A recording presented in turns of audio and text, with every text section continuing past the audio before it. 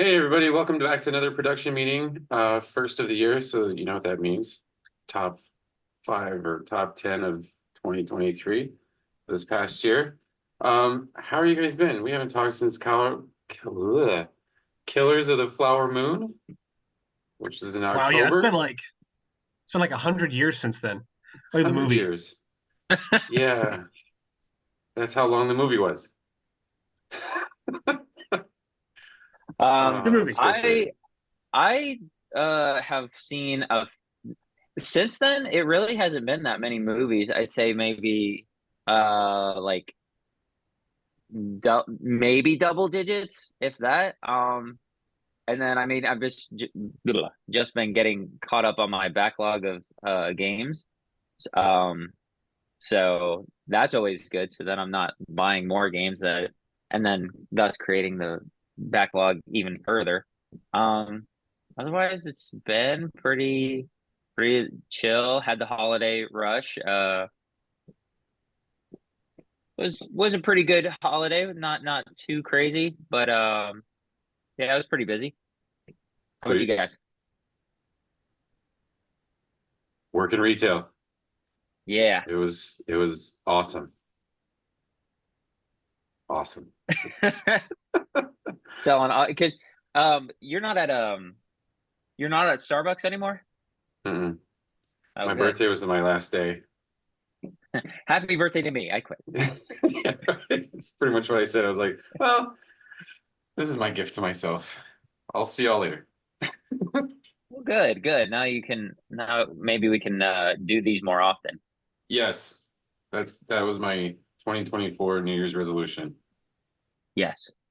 Um, with a small, I mean, we're going because we were able to get free tickets through a connection of Ashley's to Universal. So we're going down for the end of not July, January, and doing that. So otherwise, I don't know of any plans. So I should be seeing a lot of films this year. Um, Speaking of which, I know we're not focusing on 2024, but this year might have some sleepers. There are like a number in February that we don't expect to do good, but could, as far as quality goes, be pretty like under the radar. I mean, I don't think this one will be, but ISS, the International Space Station, kind of, I don't know what you would call that, like because the plot's similar. I've It's like seen a where it's like thriller, based, right? yeah, where it's like it's kind of I compared it when I talked to Matt the other day about it.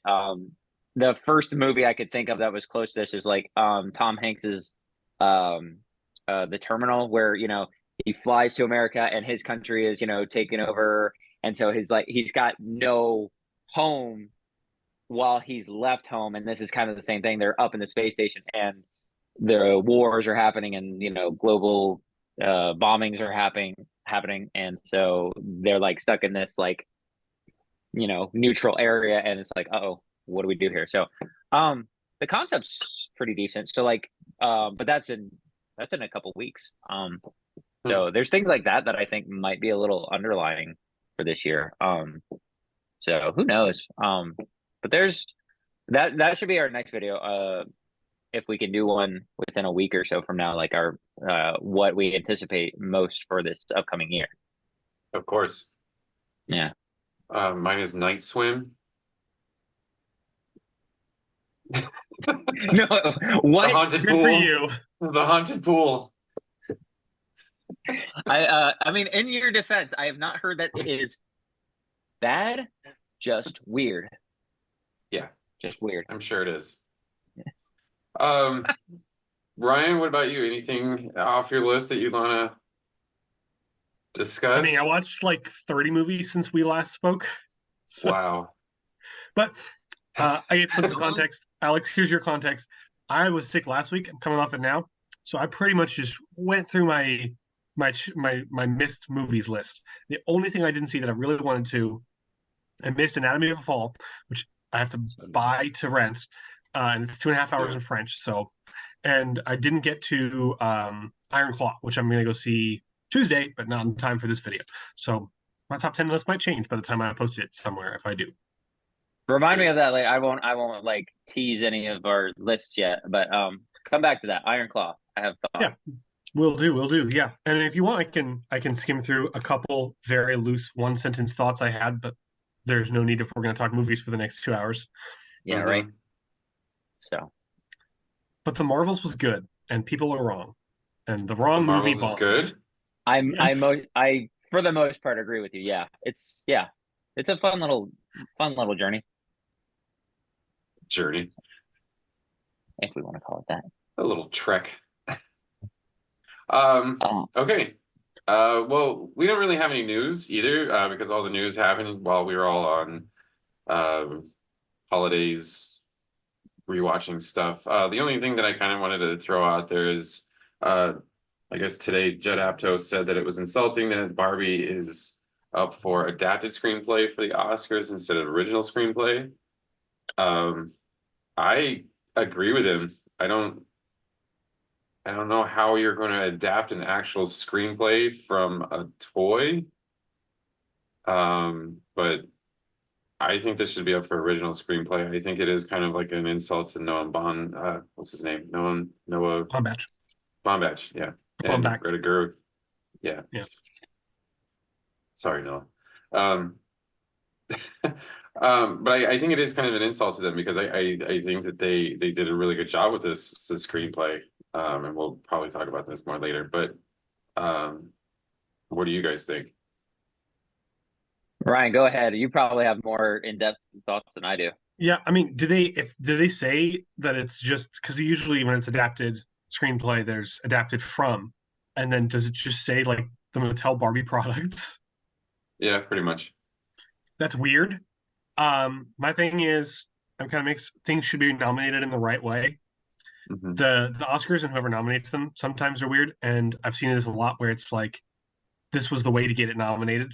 So, if it was this or it not getting nominated against five original screenplays, I guess I'm glad it's here. But I guess it just depends on where that will land come actual nomination announcements. Um, but I feel like it was probably one of those situations where they were like, you see that a lot with. Usually, it's with like leads being nominated for supporting actor or the other way around, or things just getting nominated in the wrong category just so it can get nominated because it has a better chance that way. And it's always weird, but I'm always glad to see them there. Yeah, So that's fair. Like May December is a comedy.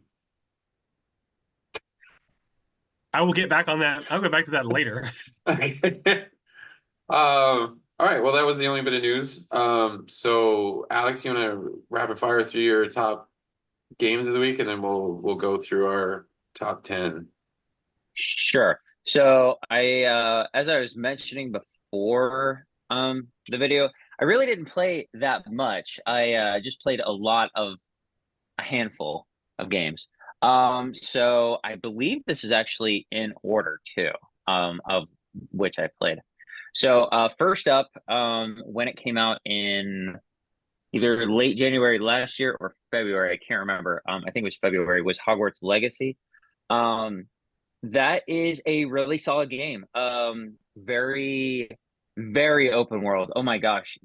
So you can explore Hogwarts itself, Hogsmeade, and then like miles and miles outside of these regions. It's such a vast world and so much so many collectibles to go and try and get.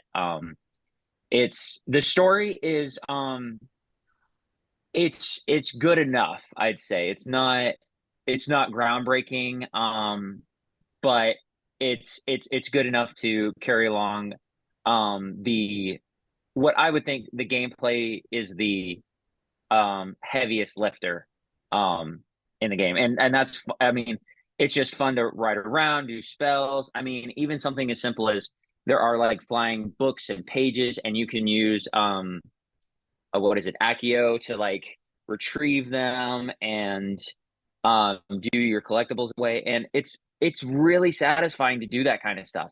It's really, I mean, and you got like 24 spells somewhere around that to learn, and it's just it's simple but complex at the same time, and it's really fun. And you can spend a lot of time in that. And you don't have to read the books. You don't have to be a hardcore fan. You can just be a fan of the movies or even just a general fan. And it's like it's really fun. The one weird thing about the game though is they go really, really hard with the semi-giant spiders. It's like it's kind of bizarre. Like I'm not like hugely afraid of spiders or anything. I mean, I don't like them, but I'm not like, oh my God, I'm petrified. But I'm like, there's a ton of spiders in this game. Like that's one thing that should be keyed back from for the rest of the game because I'm like a lot of people just don't like spiders, like including my wife who like she's playing through it now and she gets stuck on a part and she's just like, oh my God, Alex, do this for me. And I'm just like, babe, I haven't played this game. I have to relearn everything now. And so it's like, but really good. I'd say 7.5, maybe 8 out of 10. Really solid game. Definitely worth picking up for at least. It's worth $30. I'd say $30 is a solid price. If you pay 40, it's probably worth that too. So, next up, and this is the game I spent the most time on. You guys know that I love baseball. I played MLB The Show. According to my PlayStation, I played 517 hours of MLB The Show 23 this year. Yeah. So needless to say, I got my money's worth out of that. That is not a what is it, campaign for this to be that's the game of the year. Of course, it's a sports game. It's not going to be game of the year. I know that, but it was really fun to play the modes and do a lot of card collecting. And I just got Alex, kind of like, that's yeah, like 7% of your year. yep. So, I mean, that's why you know that I haven't caught up on certain things because I was just. I see that. Yeah. So when I'm in the middle of something, that was typically what I was doing. Yeah. So between the end of March up until October, literally all I was playing. Literally, that's it. That's all I was Wow. playing. So really fun. Probably the best version of the show that's come out, and that's saying something now. And not every year is great. I'd say every 3 to 4 years they get like a really improved version. And this is probably the best version I've played so far. But once I started, when I finished that, I moved on to Spider-Man 2, which came out in October, and I have mixed feelings but good feelings about that game. Very polished, very clean, very story's great. It's um the actors are really great. The gameplay's phenomenal. It is a little combo heavy. Clint and I were talking about this when Yeah. we were picking it up, that when you don't play, like when you haven't played the first one in a while and you're going back into this one, it's very combo heavy, like surprisingly. And you're like, I have to remember how to do certain things. And it took a while. I'm just like, gosh, there's so many combinations to do stuff. But once you get through the initial little, curve there, it's a really fun game. The caveat is that it's only takes like maybe 30 hours to beat altogether, like to collect everything to do 100%. So I'm like, that's for a AAA game, for an exclusive AAA game, that's kind of on the shallow end. You'd want that to be maybe like 1.5 times more, maybe if you're getting a little greedy, 2 times more. So that is a little bit like, okay. But I try to see it as a less is more kind of deal. So it was really, really good. Definitely one of my nominations for game of the year. Although my next game, which is probably going to be my game of the year because, like I said, I only played a handful of games, but my next one was Jedi Survivor. Really solid game. Takes what Fallen Order did and just magnifies it and improves upon it. It's smoother now. I heard that. Now I didn't play it when it first initially came out, so I heard there were like frame rate issues on the PS5, at Mhm. least. But once they got those bugs fixed, for the most part, it's a phenomenal game. It's so much fun to play. I mean, if you like Prince of Persia games, where you're doing a lot of parkour, wall climbing, doing this and that. It's so satisfying to play through this and use your force abilities to unlock puzzles and do these little quests. Oh, it's a phenomenal, and the story's really good too. Now it's pretty simple and it's pretty like clean cut. So there's not too many layers to it, at least in my opinion, but it's a really good game. I would probably say that's my game of the year. And I am a little bit bummed how it left off. No spoilers for anybody. But it kind of is like I was ready to like, all right, let's keep going. I know I've been playing for a while, but all right, I'm ready to, and then done. And I'm just like, dude, why are we? And this is Yeah. such a bad area to leave off of. So that's maybe the one bad thing about that game is, in my opinion, is like it just kind of leaves off crappy. And then this technically shouldn't be on my list because I haven't finished it. And it another technicality is it came out 2022. But Sonic Frontiers, I've finally caught back up on, and I've loved playing Sonic games, and this is just an open world Sonic game. This is their it sounds bad when I say it's their attempt at an open world game. It's fun, but there's some improvements that should have been made too. Like it's a little barren for these open worlds. Like there's at first, at least, it doesn't seem like there's a lot to do, but then there's all these little like obstacle courses and collectibles, keys and rings and little other like heart things that you collect. And it just so it's really, really fun, but it's again, this sounds bad. It feels like it's really, really one dimensional. So like if you don't like playing a game for this aspect, then you're probably not gonna really enjoy it, or you're probably not gonna get your money's worth out of it. So, but I personally like it. The story is really like kind of like who cares at this point? Nobody really cares about a Sonic story anymore. Not since Sonic Adventure 2, which will never get a Sonic Adventure 3, and I'm sad about that. But that's pretty much and I've played a little bit here and there of like Final Fantasy 16, Plague Tale Requiem. Haven't played a ton of those games. I'd say maybe like 5 hours each. So I can't really review those, but Final Fantasy 16 has gotten a lot of good reviews.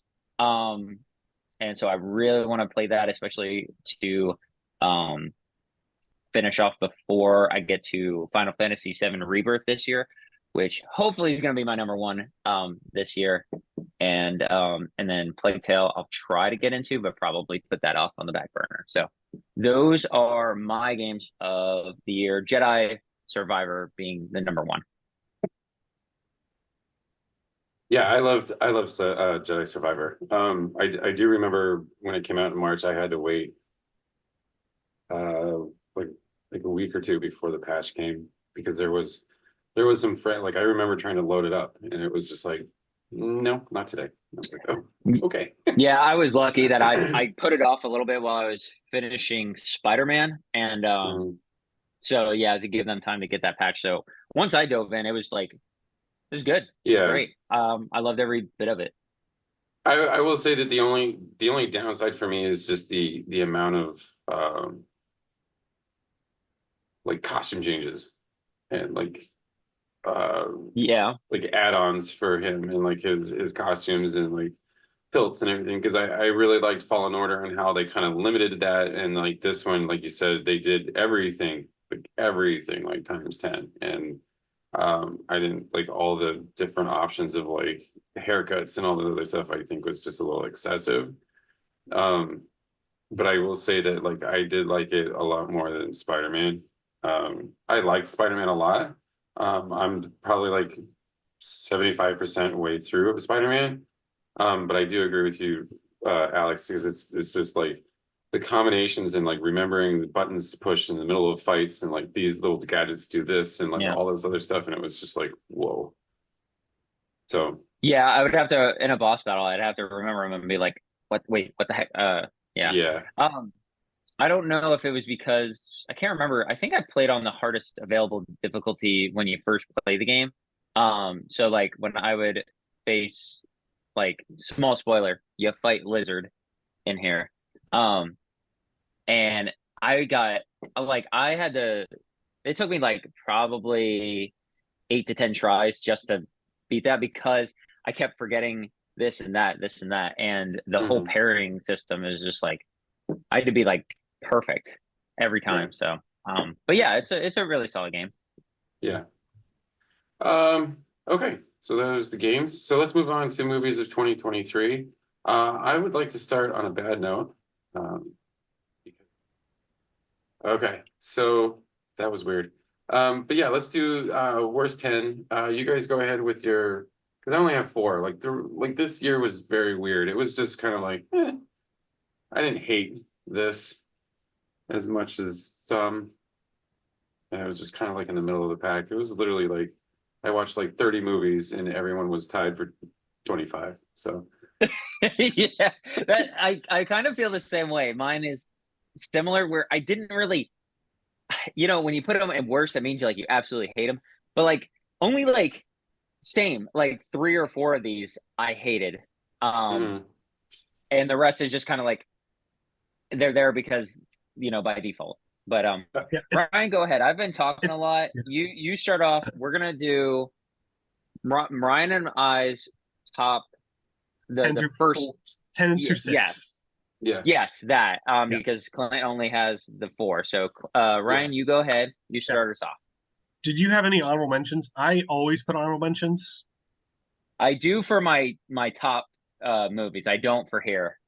Okay, well, I got them, so I'm just gonna breeze through them just for kicks, and then I'll Sweet. jump straight into my 10, and we'll go back and forth. Sweet.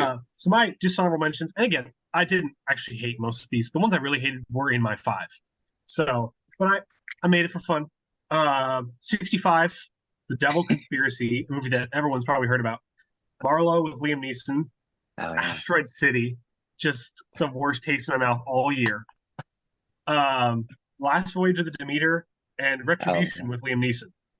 All my honorable mentions. And the only reason some of those aren't higher was because I can't tell you a thing about them. Some of them.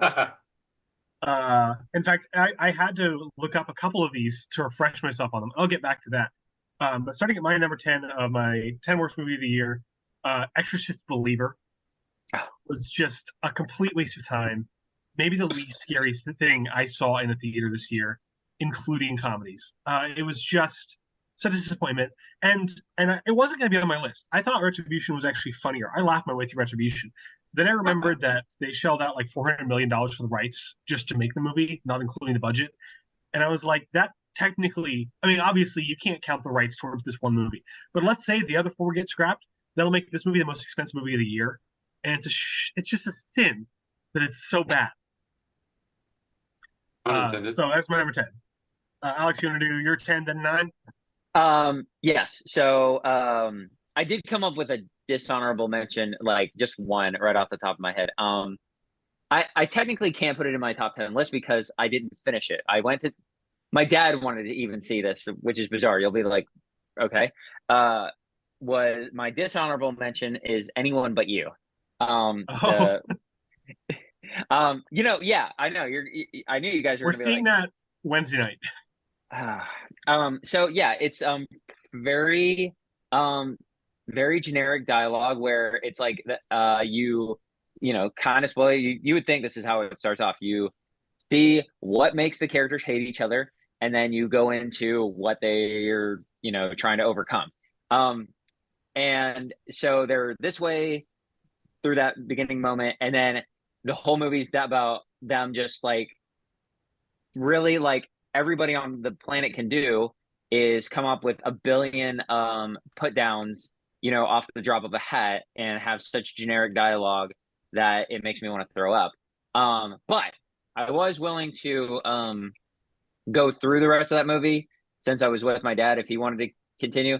But we were we were sitting in I can't put this in my top 10 because we didn't finish. He leans over to me. He goes, "What time is it?" I go, 2:38. He goes, "Let's go watch Ferrari." So we, we left that movie and we went to go see Ferrari at 3 o'clock.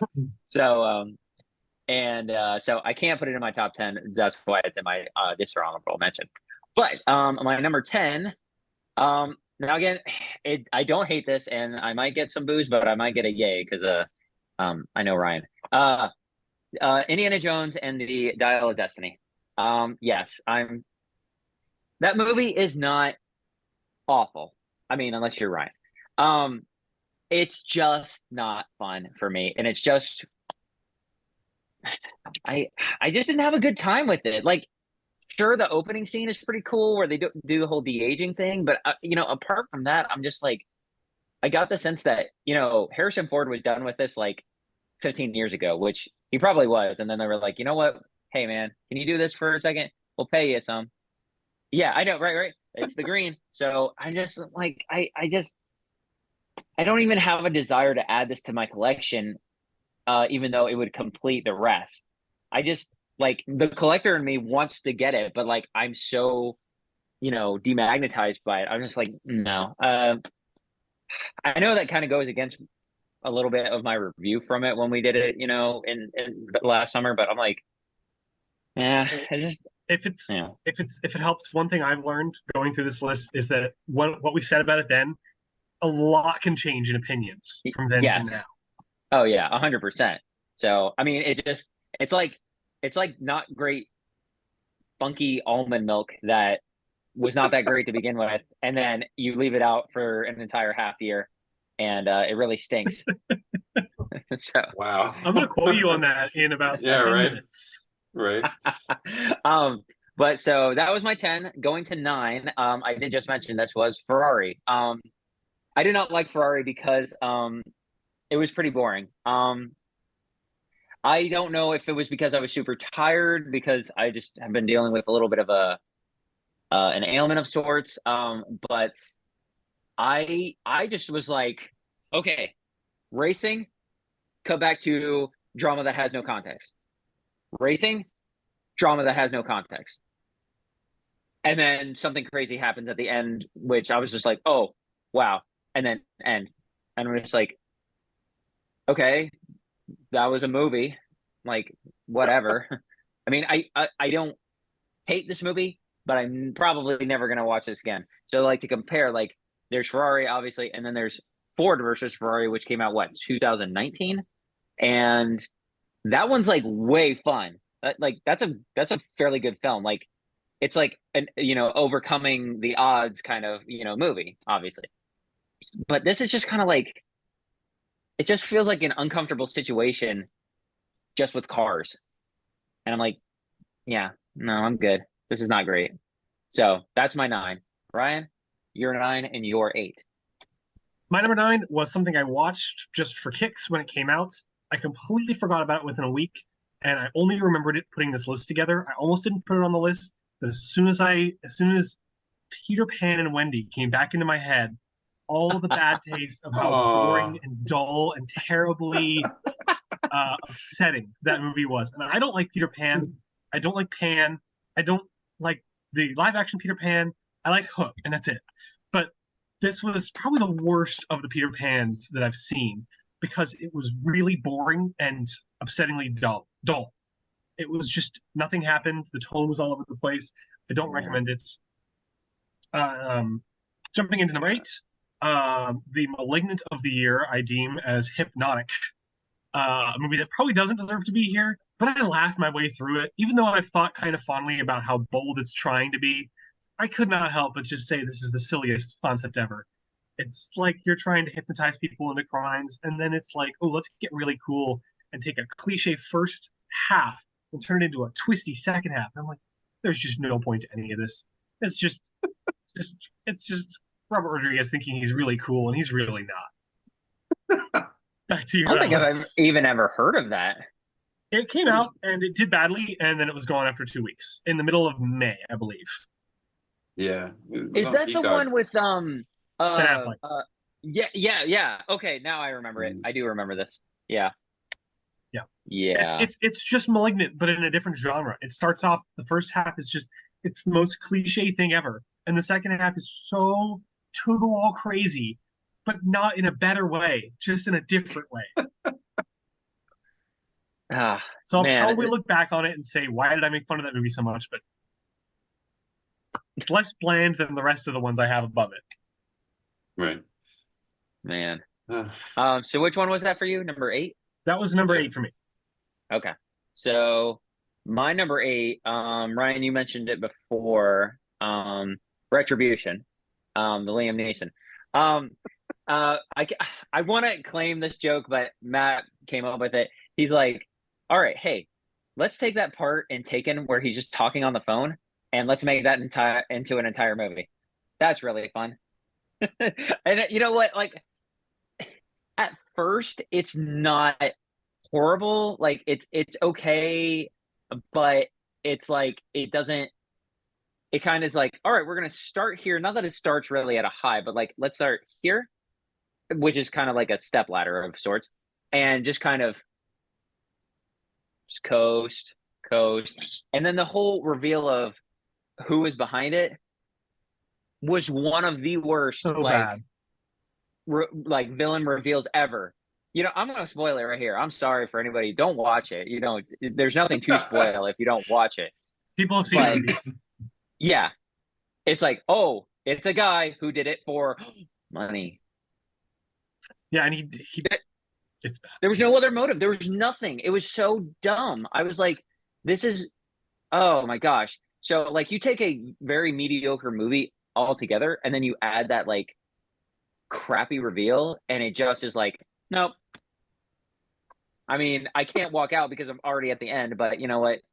You know, this is, this is The insult. definition of insult to injury. Yes, very much so.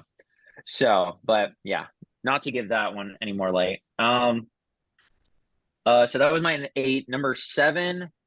This one's kind of a tricky one because like I hated a lot of parts of it, but then there were a couple of like okay parts to it. Was No Hard Feelings, the Jennifer Lawrence movie. Um, yeah, I'm like, if you got 2 hours to kill and you absolutely have nothing else, you have no internet, you're almost on a desert island where all they're serving is no hard feelings, then I guess by default go ahead and watch it. But this, it's not fun. It's kind of stupid, or it's not kind of stupid. It is stupid, and I'm just like, this is like the most blandest of bland that you can get, and it's just like, Jennifer, honey, why are you doing this? You're better than this. So, yeah, I mean, there's a couple of funny moments where, like, there's part where he like, where she kidnaps him, and she's like, "Oh, just pretend," and she's driving this like dumpy old van, and she's like, "Just pretend you're on a plane and I'm the stewardess or something like that," and he goes, "Why would the stewardess be flying the plane though?" And I was just like, okay, that's legitimately funny. I actually like that. The rest of this movie I can throw away. So yeah. That was my number seven. No hard feelings. Jumping from a movie that people were mixed on to a movie that critics hated and audiences loved. I did not love Five Nights at Freddy's. I thought it was probably one of the most boring movies I watched this year. It was tonally so weird. And it wasn't a horror movie for sure. And the only saving grace that keeps it from being higher on this list was that Matthew Lillard's awesome. I've heard that exact thing. Yeah, I've heard that it's just boring. It's not scary. Matthew Lillard is great, but he's only in it for like what, 5 minutes at most? Yeah, something just like about. that. He's pretty much got a scene, but I laughed and enjoyed it. And I think they go back to that scene at one point. But goodness, the movie is just what's his face sleeping and dreaming about children in a forest the whole movie, and I don't know why more people don't like it. Because I guess it made $80 million in one weekend. So what do I know? Yeah, right. And my number six, another fairly successful movie, if I'm not mistaken, is Meg 2: The Trench. I would love to have had Jason Statham's other movie Expendables here, but I felt like saving that time and not saving this time, I guess. I didn't like the first Meg, but I get it. It's a big shark movie. You can't go wrong with it if you want a stupid big shark movie, and I'll merit it some entertainment value. It's a sci-fi original made on a quality budget, sure. I don't know how this movie could be so boring and so dumb. There's a scene near the end where there's like a megalodon eating people, and then there's a giant squid eating people, and there's little lizard dinosaurs eating people, and the bad guys on a pier shooting a gun down at Jason Statham, and I'm like, dude, run for your life! Like I can see everything that you're seeing, but no, we have to have human bad guys in a movie with a giant shark who's barely in it. But I did learn that if you're underwater, under crushing depths, that if you just get the oxygen out of your lungs, you can just swim totally fine underwater. I learned that pressure doesn't really exist. So I'm glad the movie at least taught me something in a year that some other people learned about pressure underwater. Alex, do you want to do your Clint? You said you had 4. I actually found 2 more, so I'm gonna jump in here. So Perfect. So my Ryan, number what was that for you? What was that? That was Six? my Six, number right? 6. 6, Okay. right? So- Okay, so my number 6 is actually Indiana Jones. It soured over time. You both know that I'm a huge Indiana Jones fan, and I think that the series should have stopped in 1989 with The Last Crusade. Um, for me, like Alex, I will agree with you to a certain extent. I believe that the front part of this movie, or like the first 10 minutes of this cold opening, was actually really good because it does show what Indiana Jones used to be. And then, but see, the de-aging for me was a little wonky, because it Mhm. didn't really match the lighting, and there was some stuff that was just kind of like, okay, no. And there was a lot of time in the dark where it's not Harrison Ford, and we know it's not Harrison Ford, and Indiana Jones and the Dial of Destiny knows it's not or Harrison Ford. So, but then like you get into this back half of this movie, or like into the actual movie, and you're right, Alex. It's like Harrison Ford knew that he probably should have retired 15 years ago. He probably should have retired in 1990 when the last one Yeah, came like out. 34 years ago, Yeah, 35. something like that. And I know this is a cash grab by Disney to try and make this character relevant again. And I don't blame James Mangold for this, but it was just kind of like, okay, like it's 80-year-old Harrison Ford running around. And that it was not to add more on top of my review, but it's surprising for Harrison Ford, who has consistently, like, for I guess quality reasons, he's actually asked for his characters in several films to be like killed off. Like, I Mhm. think I remember hearing that in A New Hope, he wanted Han Empire. Solo. Oh, I thought he wanted him killed off in the first one. Okay, well, let's say Empire. Okay. Yeah. Yeah, he wanted him killed off. Hey, Alex, Um, what's A New Hope? Sorry. yeah, it doesn't exist. Doesn't exist yet in Star Wars. Just Star Wars. There's nothing else in Star in Star Wars. But so I guess I'm corrected either way. Empire. He wanted his character killed off. So I'm a little surprised that he kept going with this, even with Crystal Skull. Like, that movie came out in 2008, 2009, one of those. So that's what, 19 years after the previous one. Mhm. So 19, and then you take this one, which is 15 years after that one, or 14 years, whatever. And I'm like, dude, it's what, no matter what you do, it's gonna suffer just because of how much of a gap you're going in between these things. Yeah. Like, no, a whole generation has come and gone in between these, and so, like, it's, even if it's good, it might not even stick with people, like, because they didn't grow up with the originals, so it's just like, I don't know. Yeah. Yeah, that it's not fun. And I agree with you in the whole, when they de-aged him, they kept it really in the dark, so then Yeah. they didn't have to do quite as good a job. And I always thought, when they had him de-aged, but they still had him voice him, I believe, so he really sounds really, really old while looking really, really young. So I'm like, I don't like any of this. You probably should have just scrapped this to begin with. I mean, I don't think the payoff was worth it. So it is deserving of your number 6. Yes. So, okay, so you gave your 6, Ryan gave his, my 6. Now, Ryan might give me a little flack from this, but is Renfield. No, that's fine. That's mine. It's half a good movie. Half of a good Right. movie. So Nick Cage movies have their own category for me. It's like they're going to be of lower quality, not because he's a bad actor, but just because of they're always just going to be of lower quality. I'm like, I don't, it's like I don't want to insult the man, but it's kind of gotten to that point where he knows that he's kind of like satirical of himself. Because he has debts to pay. Yeah, right. So I mean, a job's a job.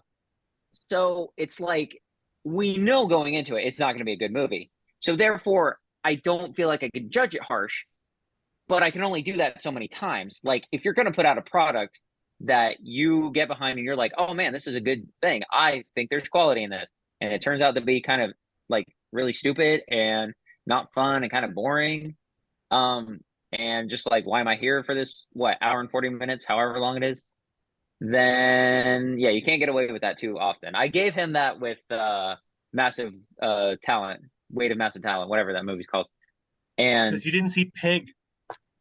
I have not seen Pig. I need to watch Pig because my good friend here has glowing reviews of it, and I need to eventually watch it. And I think it's on Hulu, so I will find time to watch that Yes. because I'm not playing MLB The Show, at least not yet this year. That is my number 6. Do you guys want me to jump into my 5? Yes. Good. Um, Sure. Ryan mentioned it as one of his dishonorable mentions is 65. What an incredibly boring movie. But at the same time, I was like, I was sitting there. The saving grace of this movie is that it's only what, an hour and 20 minutes. So at least it knew how short to be. Because it was like a roller coaster. Like, I don't care, I care about the story. I don't care, I care. I don't care, I care. And I'm just like, this is not great. This whole like it does kind of like the Last of Us kind of plot where you have an older gentleman, you know, having to survive and connect with this much younger girl actually, but they throw a little wrench in there where she speaks. I don't know if she speaks like just a Alien. general foreign language. Okay, I didn't know if it was like I didn't know if it was like actually like Spanish or something he didn't know, or if it was actually like alien. Alien. She speaks outer space. No, so there's just no connection between him and her really that ever happens. And it's like there's just this relationship that's supposed to, kind of bond and grow. It stalls at first and it stays that way the entire movie. And it's just for the most part pretty boring. Visually, I guess it's okay, but there's no excuse for that. It's really a boring movie. I mean, unless you're of the utmost like sci-fi, and you have to have something that's sci-fi and you've like reamed through everything else you got, you don't need to watch this movie. You just don't. It's not worth your time, even though it's only, an hour plus. So 65. Adam Driver, do better, please. Clint, So what? you That take was the my next number 5, and then 5. I'll do 5 and 4 because both my 5 and 4 are ones that you guys are going to want to talk about a lot more later. Uh-oh. All right. So then my number 5 is Ghosted. Anna de Armas. Yeah, it was an Apple Plus. movie. Everybody Apple hated Plus it. movie. Yeah, it was. I'm gonna look it up. Keep talking. So it was Anna de Armas and Chris Evans, and it's about a guy who falls in love with a spy. It has a great concept on paper. On paper, it was just like, okay, yeah, these are two charismatic people, and it has a good like premise, and it was dumb. It was dumb. I'm trying to think why can't I remember this movie? Probably because it was hated like a lot, and it came out in what, like May, something like that. Something like it was like an Apple Plus movie. It was supposed to be like one of those like, cool kind of like, it was a romantic type like rom-com action movie, and it, like I said, on paper it was interesting, but yeah, this was kind of dumb. That's my number 5. So Ghosted. Well, We'll avoid. Correct me if I'm wrong, Alex, but I think you're going to want to talk about my number 5 more later, so I'll breeze through it. This was at one point easily my worst movie of the year. And then the more I thought about the movies that came out that I watched since and let them simmer, the more I slowly pushed it back until it was all the way back at number 5. And I had to draw the line at Cocaine Bear being my number 5. So I won't say much more about it because I have a feeling that's coming up for you. Yeah, it will be. Of the honest title, which I'll give it, and unique concept, which I'll give it. Boy, is it a terrible waste of time. Another terrible title and a terrible waste of time that Clint, you're going to want to talk more about. My number 4 is Rebel Moon. So I'll just pass it off to you guys for your number 4s. So Clint, go ahead. You do your 4 and I'll do 4 later. My number 4. Yeah. So these next 2 are not because I hated the movies, but it's because it's a huge disappointment. My number 4 is actually Shazam, Fury of the Gods. I really liked the first movie. I thought the first movie had a unique concept, turning big into a superhero movie. But this one was just, I think it was just tonally all over the place.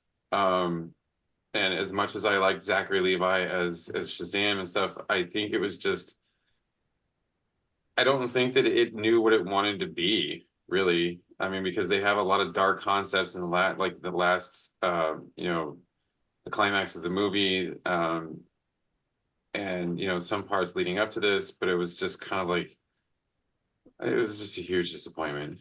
But Clint, taste the rainbow, man. No, thank you. Stop. No, so that is a perfect segue because my number 4 also is Shazam, Fury of the Gods. Yeah, Clint, you pretty much nailed it. I don't know, I wouldn't necessarily call this a disappointment, but like in the fact that it's like good, I'm saying I don't know if I had high expectations for it to be disappointing, if that makes sense. So because of how good the first one was, surprisingly, and then the fact that DC is just an absolute mess of they don't know what the heck they want to do. I kind of went into this going, I know this is going to be garbage because it's going to make a bunch of connections that aren't going to pan out, that don't matter for a cinematic universe that is dying. So yeah. It is incredibly boring for a lot of it. And it's just, yeah, you nailed it. It doesn't know what it wants to be. And there, like I was just joking about a second ago, there is like a 3-minute span or 5-minute span where they say talk about Skittles and taste the rainbow 4 times, 5 times. And I'm just like, all right, here's this marketing that we got to, shoehorn into this movie because it's stupid. I hated that. That aggravated me to no end. I was just like, Warner Brothers, I know you're about marketing. I get it. When we all watched Space Jam 2, whatever, that was all about marketing of personal property. Oh, yeah. I get it. I get it. Yeah, me too. But you know what it reminded me of? It reminded me of Power Rangers. Remember Power Rangers 2017 or whatever? You remember that? No, I didn't. Where she walks into a Krispy Kreme and just starts eating Krispy Kreme donuts. What is this? It was the dumbest scene. It was just so the Megazord is fighting the giant, the bad guys, and Rita, whoever is it, Elizabeth Banks? Elizabeth Banks. So she plays Rita, the bad guy for Power Rangers, and she's this huge battle is going on, Godzilla versus Mecha Godzilla, right? And she walks into a Krispy Kreme and just starts eating Krispy Kreme donuts. And it was just it was the dumbest product placement, I think, of that year, where she just starts eating Krispy Kreme. The whole battle is going around. Don't worry, Krispy Kreme is here. Now, I'm not trying to knock Warner Brothers, but is that a Warner Brothers property? No. Okay. You can count them out Lionsgate or something like that. Oh, okay. I have a request that we break protocol a little bit, and I go ahead and do my number 3 for the sake of symmetry. Yes, go ahead. So ranking these, I tried to figure out, really, when I was struggling with my numbers don't matter, it doesn't matter. I was like, what would I rather watch over something else? And I would rather I decided that I'd rather watch Rebel Moon again than Shazam: Fury of the Gods, which was my number 3. Boy, I walked out of this movie and I was like, oh, what a terrible first half. And now I'm like, a terrible movie. It's just it's Yeah. okay, and then it's just CGI flying and punching dragons, and everything is stupid, and the villains have the worst dialogue, and he dies, but then Gal Gadot shows back with her Wonder Woman riff for the third time this year. I'm like, just a second time, who cares? Just is so bad. I know, and like Clint was saying, I Zachary Levi, God love him, man. I mean, he's trying to make this movie into something that it just isn't. The writing's not there. The story's just who cares. The effects are like Ryan said. It's just like we're punching dragons for who cares. So yeah, Well, I'll be honest, I hated him in it, but because he is nothing at all like his counterpart. It's a movie, and I didn't. The one thing I'll say about the nice thing I'll say about most movies on this list, I didn't think there were that many bad performances, but the choice in this movie to have the two characters who are the same person be so different is so confusing. Zachary Levi is just a man child, and then the kid is like acting like he's 30. Right. yeah. Zachary Levi in this movie looks like he's about to go fight James Gunn on Twitter, making fun of him in real life. So- There we go. But So to put it to your way though, Ryan, I actually my number three, I'd actually watch Shazam again over Ant-Man and Quantumania. oh, Ooh. As much as I am a Marvel fan, this was hugely disappointing. Not as much as my my number two, but this was hugely disappointing because this is supposed to set him up, like Kang up. Not anymore, but it's supposed to set up yeah. It's supposed to set up King, and he was just kind of like a whiny like baby. It was just like, bro, like, get over yourself.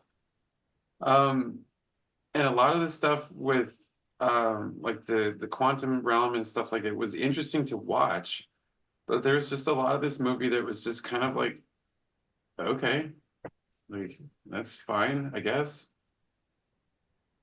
Whatever. So That's my which one are number we three. talking about? This is number three. Quantumania. Yes. Okay. Yeah, I know that one made my like I didn't hate it. I thought it was fine.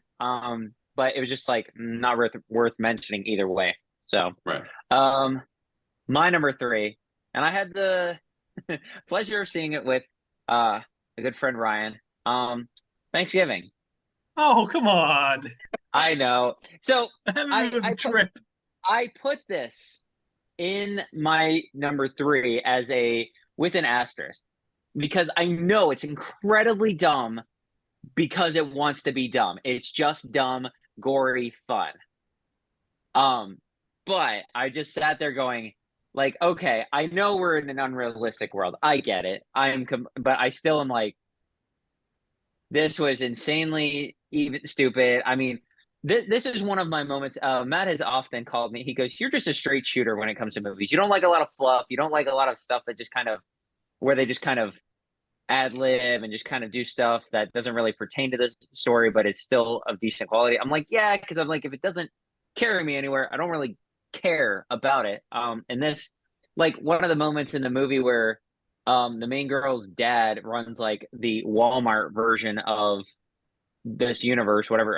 I think they call it like Shop Mart or something. And he's like he's setting up for a commercial where he needs an axe because he's like cutting prices. And he's gonna use this axe that was like in this old like historical building, and it's mysteriously gone missing. Ooh. But he's all like, the commercial's ruined. I don't have the axe I need, blah, blah, blah. And I'm like, dude, you run Walmart. You have axes. Just go get one. So I was like, that alone just annoyed me so much. This might be one of those, like, it's incredibly bad. It's kind of like, maybe it's this year's version of Malignant for me. Maybe. I'm willing to at least think about that. But I did not enjoy this movie. I enjoyed the company along that I went to it for, but as the movie itself, nah, I'm good. Probably don't ever need to see this again. I feel bad because I'm pretty sure it was my idea. No, it's okay. I probably Ashley had said that she wanted to go see it anyway, so I'm like, well, this just makes it even better to go with a couple's double date kind of deal. So, but I mean, it's kind of like misery loves company, but you didn't have any misery, so I don't know if that applies here. But anyway, it I is guess my for number three. me, I've never liked an Eli Roth movie, so I found this a pleasant surprise. Oh, okay. I doubt you've made yourself watch any Eli Roth movies. So you Nope. probably got the worst experience from arguably a bad director right away. Where I was Yeah. like, oh, this is so much better than all of his other stuff. I'm gonna look up his other things while you do. So that was my number three. Ryan, if you want to go ahead and do your number two, and then Clint, and then Maybach. I'm Okay. ready. Because I would love to finish with my number one first, because you guys are worse than my number one, for sure. Because we've already talked. But anyway, I'll get back to it. So yeah, my number one and two, they should be flipped. This is where I have to remind myself this list is my personal list, not objective. Like if I called this objective, then my number two, Winnie the Pooh, Blood and Honey, is the worst movie of the year I forgot by that a came out. long shots. Oh, wow. I put this movie on while I was menially sewing because I was like, I can watch this stupid thing and sew. And it still took me 3 attempts to get through in 30-minute chunks because it was so bad. I just couldn't get through more than it is just taking advantage of an IP because it's there, because they got the name attached to it. And the worst part about it is this could be fun. This could be anything. Eli Roth could make this an okay movie. And I was watching an actual Winnie the Pooh movie, an hour-long Winnie the Pooh movie over Christmas, and there's a bit where Pooh has this delusion and all his friends turn into honey, and I was like, where is this in the horror movie? Like, take any of this inspiration from the actual cartoons, which they clearly haven't watched, and do something with it. No, instead it's just people in masks killing people. Nobody has any personality. I don't know any of the character names, and I watched this fairly recently, like 2 months ago, or in October, more recently than a lot of these. I can't tell you much about it, except that it's just a complete waste of time. And at one point, Pooh waves his hand and a bunch of bees goes and attacks a random guy, and that never comes up again. He just can control bees with his mind. It's just so stupid and confusing and just the biggest waste of time you will ever spend. I don't count it on this list as an endorsement whatsoever of watching it ironically. It's like it is straight up bad. So that is your number two. That is my number two. Are All right. objectively the worst of the year, but my number two. Yes. All right, Clint, you're number two. My number two is The Flash. Again, God, this I haven't was- even watched that yet. like some of these, except for Ghosted, I remember Ghosted just being bad, so I probably should have put Ghosted a little bit higher. But like I said, some of these on my bottom five are just hugely disappointing. This was hugely disappointing for me. I liked Michael Keaton. There's two people in this movie that I actually enjoyed, Michael Keaton and Sasha Calle. I think that she did a very good job as Supergirl. I think obviously Keaton as Batman is amazing, and watching him on screen as Batman again was amazing. However, this was just Man of Steel kind of all over again. And I understand like Flashpoint and like him trying to go back in time to save his mom and all this other stuff, and it has repercussions, but it was hugely disappointing. Yeah, I mean, that's my number two. Sorry, Flash. Man, and I have to watch that eventually. I mean, Sure. No, you don't. man, because I went on vacation right around when it came out, so I didn't get a chance to watch it, but sounds like I wasn't missing much. So, my number two, again, this might be one that Ryan goes, oh, come on, but I can't remember his thoughts on this. Was this came out at like the very, very beginning, like almost literally a year ago from now, which was Megan. I Alex, hated I'll that. tell you, I genuinely considered it for my honorable mentions for best of the year. Oh, Ryan, how could you? I didn't, but I genuinely considered it. I hated this movie because it wasn't scary. Not that I needed it to be scary, but I think I'm maybe this doesn't deserve to be number two. But I think the fact that it became so viral for no good reason. It was just she dances. Okay, great. Who cares? She just does I'm like, so what? Who cares? But it That was a is robot not a dancing. reason. It's not a reason to make this movie. I don't even know what it made at the box office, but I'm like, that's when somebody else looks that up for me. Ryan's gonna Um, Google it. uh, but it didn't deserve to do that. It's not a good quality movie. It's lame the entire time. It's not realistic. The dialogue, for the most part, it's kind of just. Oh man, Worldwide gross about $180 million worldwide on a $12 million budget. Can't wait for Megan 2. and that's another thing. Am I mistaken, or is it Megan, but it's spelled where the Oh, the it's E is a Mithrigan. three, Three. Why? That's three again. Because Why? that's been cool since David Fincher did it. But it means nothing. Oh yeah, 7. Yeah, I'm like, What about there's no example? I'm three. sure it was done before that. I was like, what is this movie? And I just hate it. I think I put it up higher, probably undeservingly, because of the fact that it got so viral for no reason. It just kind of like it just like No. something becomes viral for no reason. There's no pattern. Yeah. Experiences are all about that's what this is all about. That's why I hated Five Nights at Freddy's so much, because everybody else seemed to just like it. Yeah. You know? Okay. So this is my Five Nights at Freddy's. It's so popular where just because, like, okay, give me a reason why it's good. No. Me? Oh, you can't. Oh, okay. No, I no, was no. like, I I haven't will. seen, I haven't seen it. No, I was no. I'm like, if you're talking to like a general person who likes it, it's like, okay, give me a reason why you like it. Oh, you can't. So you just like it because it's called that. Oh, and you like it because it's on TikTok a lot. That's awesome. That doesn't mean anything to me. So I just am like this.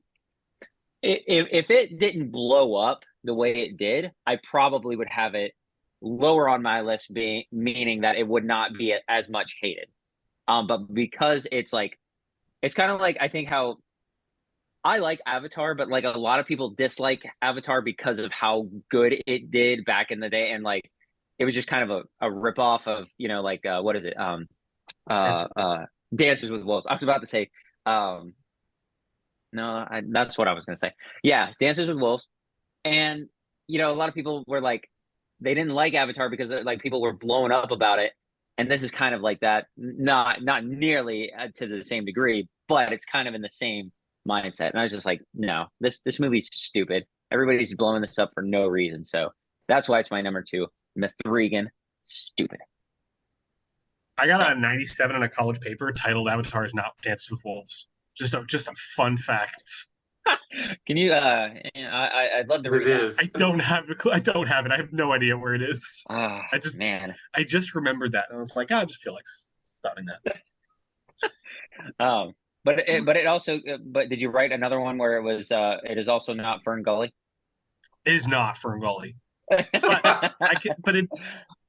Avatar takes a lot from a lot, but you gotta take what works.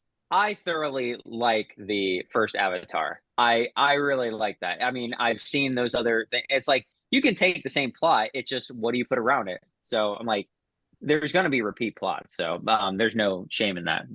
Yeah. Oh, there's shame in it, and I'll get to that later. So that was my number 2. I get it. Okay.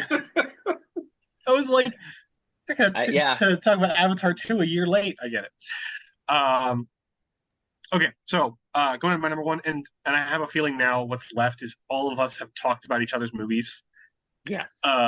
So my number 1, and going back to just, is it the worst movie of the year? No. Did I have the worst experience watching it and have done nothing but think about it negatively since? I feel like I'm worse for having watched this. Like Blood and Honey, I don't care. I feel less satisfied as a person, as a moviegoer, having consumed this carton of half-year-old almond milk that is, I wrote that down so I didn't remember it, Indiana Jones and the Dial of Destiny. Wow. I hated this movie. I only gave it a 4. I gave Blood and Honey a 1, but I hated Indiana Jones. Raiders is one of my 10 favorite movies of all time. The other 2 aren't far behind, and I don't hate 4. We've talked about this. But boy, is 5 the thing that made me not hate 4. And it's just so sad and long and depressing for no reason. It's not fun. It's not entertaining. It looks terrible. And, James Mangold's trying. Harrison Ford's got a couple great scenes. Honestly, I listened to John Williams' music for this movie a lot this year, but even it's not on my best scores of the year. And I had like 20 that I narrowed down to 10 this year for scores. It's just nothing. And it's 2.5 hours of nothing. If it were shorter, I probably wouldn't care as much about it. But it's just awful, and I hated it. And I don't, yeah. Well, some of the good news, Ryan, is that I guess John Williams has a chance to redeem himself because he's not retiring. Oh yeah, who would have guessed that John Williams doesn't want to retire? He's super healthy. He's gonna probably do the next. He's gonna do what Acolyte, I think he's rumored to do, the next Star Wars series. Yeah, probably. Let's hope so. Good for him. And his score for Indiana Jones was the saving grace about it, but it is just not enough to save such a miserable, upsetting movie. Yes, agreed. Clint, you want to do your number one? Yes, my number one is Rebel Moon. I hated this movie. I literally, oh my God, who's giving Zack Snyder more money? Seriously, like, have we not learned that he's not a very good like filmmaker? He did 300, which was a good movie. Okay, I will give him that. But it was also an adapted screenplay from a graphic novel that Frank Miller did. Okay, He also did Watchmen, which is a good movie. I'll argue with that later. But Watchmen is a decent movie, which is an adaptive screenplay from a graphic novel by Alan Moore. Okay, now let's look at the stuff that he's done by himself. Okay, Army of the Dead, trash. Okay, that was rough. Okay, Sucker Punch is Alice in Wonderland on crack, which didn't work at all. Which, okay, when you pitch it like that, should work. It should. Like, this should work because it's worked like 30 different times since 1956 or whatever, since Kurosawa did it. Seven Samurai. Okay, this is a Bug's Life. Like, who?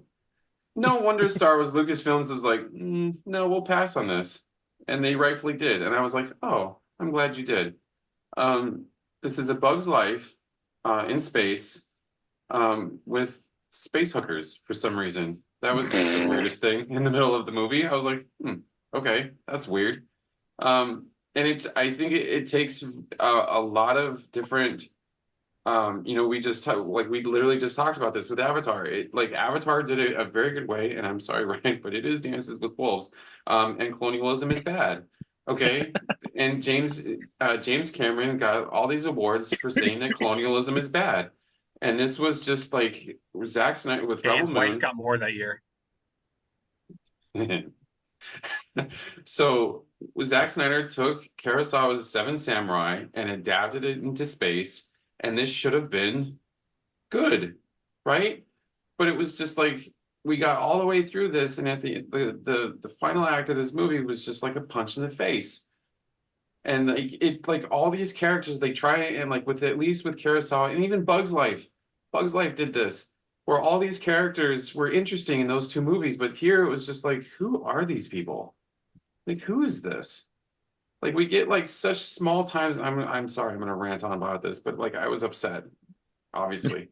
But like none of these characters are interesting. The main character is not even that interesting. She's just like this, well, I'm the perfect weapon in like the entire universe. Why? Well, I think, honestly, as far as inspiration goes, my favorite part about Star Wars is when Luke takes on a full battalion of stormtroopers single-handedly early on. So we know he's a complete, awesome fighter character without any training or experience, growing as a character whatsoever. So I think you're wrong there. Wait, there's not a thing that happens in Star Wars, right? Yeah, it does. But, I mean, okay, that's a fair point. However, no, there's I'm that kidding. one scene. I'm making fun of Rebel Moon. I mean, but there's that one scene where like she takes on that little battalion, like the one private, and that where did that guy go? He was interesting. He was like, no, this is wrong. Find out in the director's cut. God, Zack Snyder, please stop with the director's cuts. If you're going to release the movie that you want, because I mean, at least this is Netflix that are going to give you like unlimited money to make whatever it is that you want to make, and they're not going to stop in. And yet here you are making a PG-13 version and now a rated R version. of a movie that wasn't interesting to begin with. Stop it. Am I excited for part two? No, not anymore, obviously. So that was my number one, and I'll stop. Sorry. But are you gonna watch part two? We're probably Gotta gonna have your to worst for of this. 2024. Yeah, we're probably gonna have to for this. Oh yeah, I eventually have to watch Rebel Moon just because of how much crap it's getting, like how dull and not interesting I hear you guys say. Like it's a test of endurance for me. So but speaking of test of endurance, my number one, and Ryan mentioned it, Cocaine Bear, my number one. Came out in February of this year, and I hated this film. I hated it. It's dumb. It is a movie that you take your drunk college friends to go see when there's no homecoming weekend, there's no game, there's no this. You take them and you see it, and it's stupid, and it's got TikTok actors, and yeah, it's like forget about the outrageousness of it of a bear on cocaine. Like the jokes just aren't even funny. They're lame. It's dumb. It's just boring all throughout. And Ray Liotta, God rest his soul, and I think he would appreciate this joke. It wasn't that he died and then this movie came out. He had to die because of this movie's existence. He was like, I can't live knowing that I'm in this piece of crap. Because I hated this. I hated every second of this. Now, granted, this isn't quite to the degree that I felt during last year's or the previous year's number one worst movie for me, which was crap. What was the name of it? Silent Night. Silent Night? No. Violent Night. Violent Night. Silent Night was the one that came out this year. Violent Night. God, is that a piece of crap? That makes this look like it's on the meh list. I hated this movie. Like, just nothing about it is good, in my opinion. I'm sorry. None of the actors are good. The settings aren't good. The graphics, the bear himself isn't that great. I hated this. I hated every second of it. And I watched it with Matt, and he's like, "Oh, it's not that bad." I'm like, "Yeah, because you don't care about an hour and a half of your life being wasted away by something so trivial and stupid."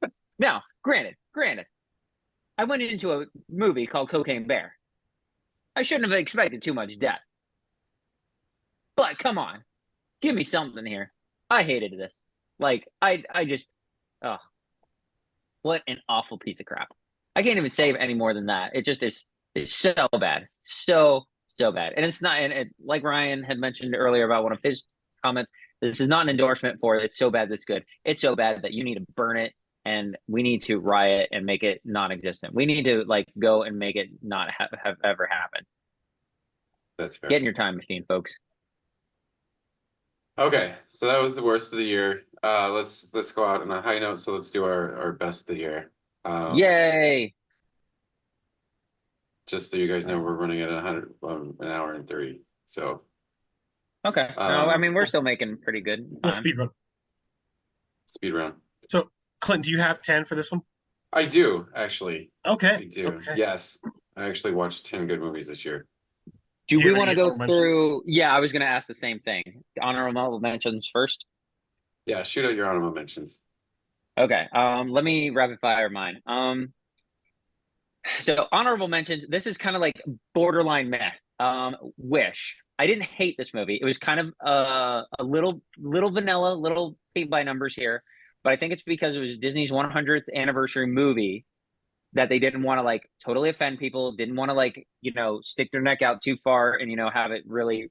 They wanted to play it safe, and for the most part, it's safe, and it's got a few good numbers in there. It's not bad. Chris Pine is okay. Yeah, it's not a bad watch. I would consider definitely owning this movie. Ryan mentioned this earlier. Marvels. Really solid film, surprisingly funny. Not at all bad like I would have expected it. So, I mean, it's not fantastic.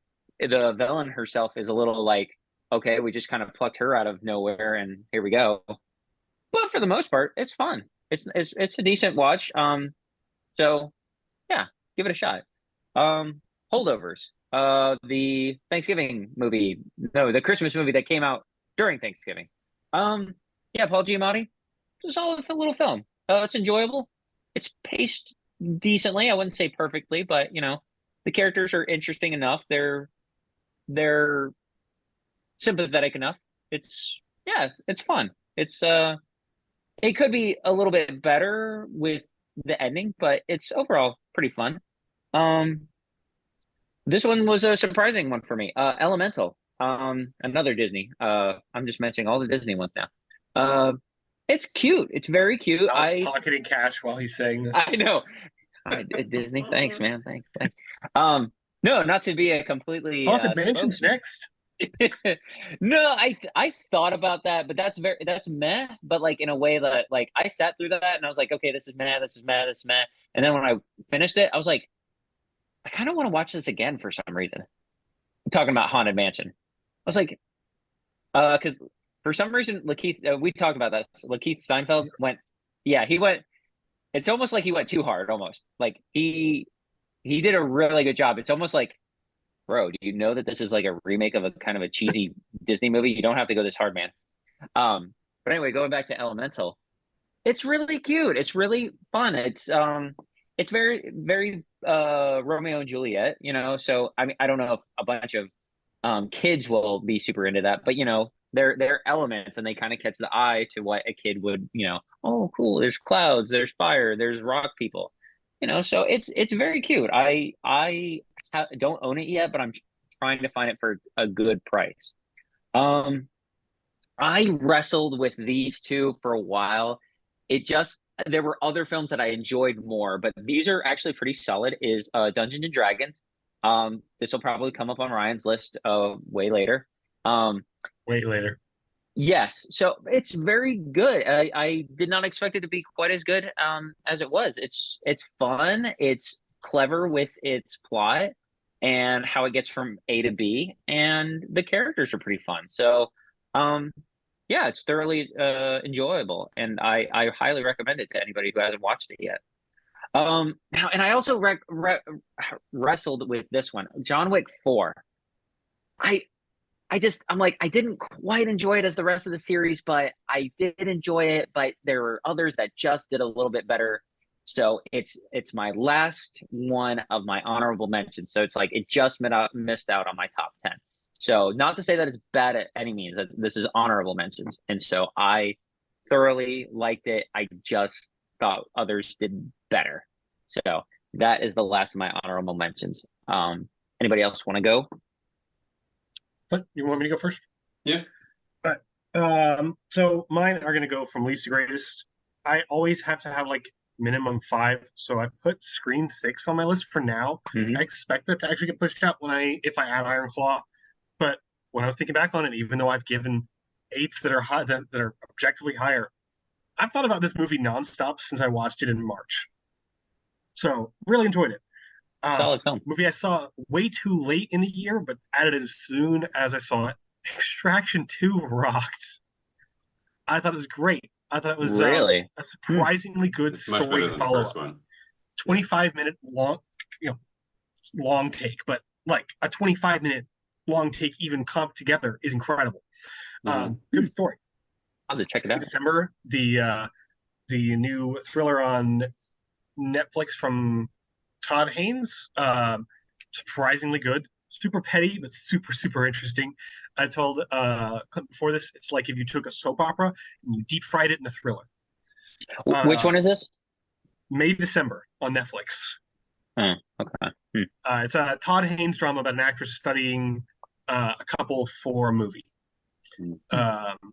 Haunting in Venice was a significant step up from the other two for me. I thought it was just pure atmosphere horror. I didn't like it quite as much the second time, so I took it off my list, but I still really enjoyed just the full-on look and kind of minimalist approach to this movie. I thought it was much better than the last two. And Polite Society. I got a kick out of Polite Society. I've seen it, I think, 3 times now. I own it. Like it a lot. Super fun. Great. Another great action film. My honorable mentions. I thought about I kept putting Polite Society off the because you recommended it a while. Because when did that come out? In March? Back in April, I think. Yeah. March or Okay. April. Yeah, because you kept recommending it. And I was like, you know what? I really want to watch this, but you know, as I mentioned I, earlier in I this feel like video, it was I was playing a bunch. March, but my Okay. list is pretty much March and April. Yeah, started off strong. Yeah, I was playing. Came March, I was playing MLB for 5 months, Yeah, 6 months. So I 500 was wrapped up in hours. that. Yeah, 500 plus hours. it's 20 You know, days. It's like 20 days. it's more like 23. Good Lord. Okay, so I have what's funny is like all my honorable mentions that you guys have already mentioned. Dungeons and Dragons I thought was a really fun movie. Very surprising movie, to be honest with you, especially with the last one that came out was hot garbage. So Asteroid City, I thought, I'm sorry, Ryan, but I actually It's enjoyed okay. Asteroid City. I think it was just because I've seen Grand Budapest Hotel and Asteroid City and Fantastic Mr. Fox. So my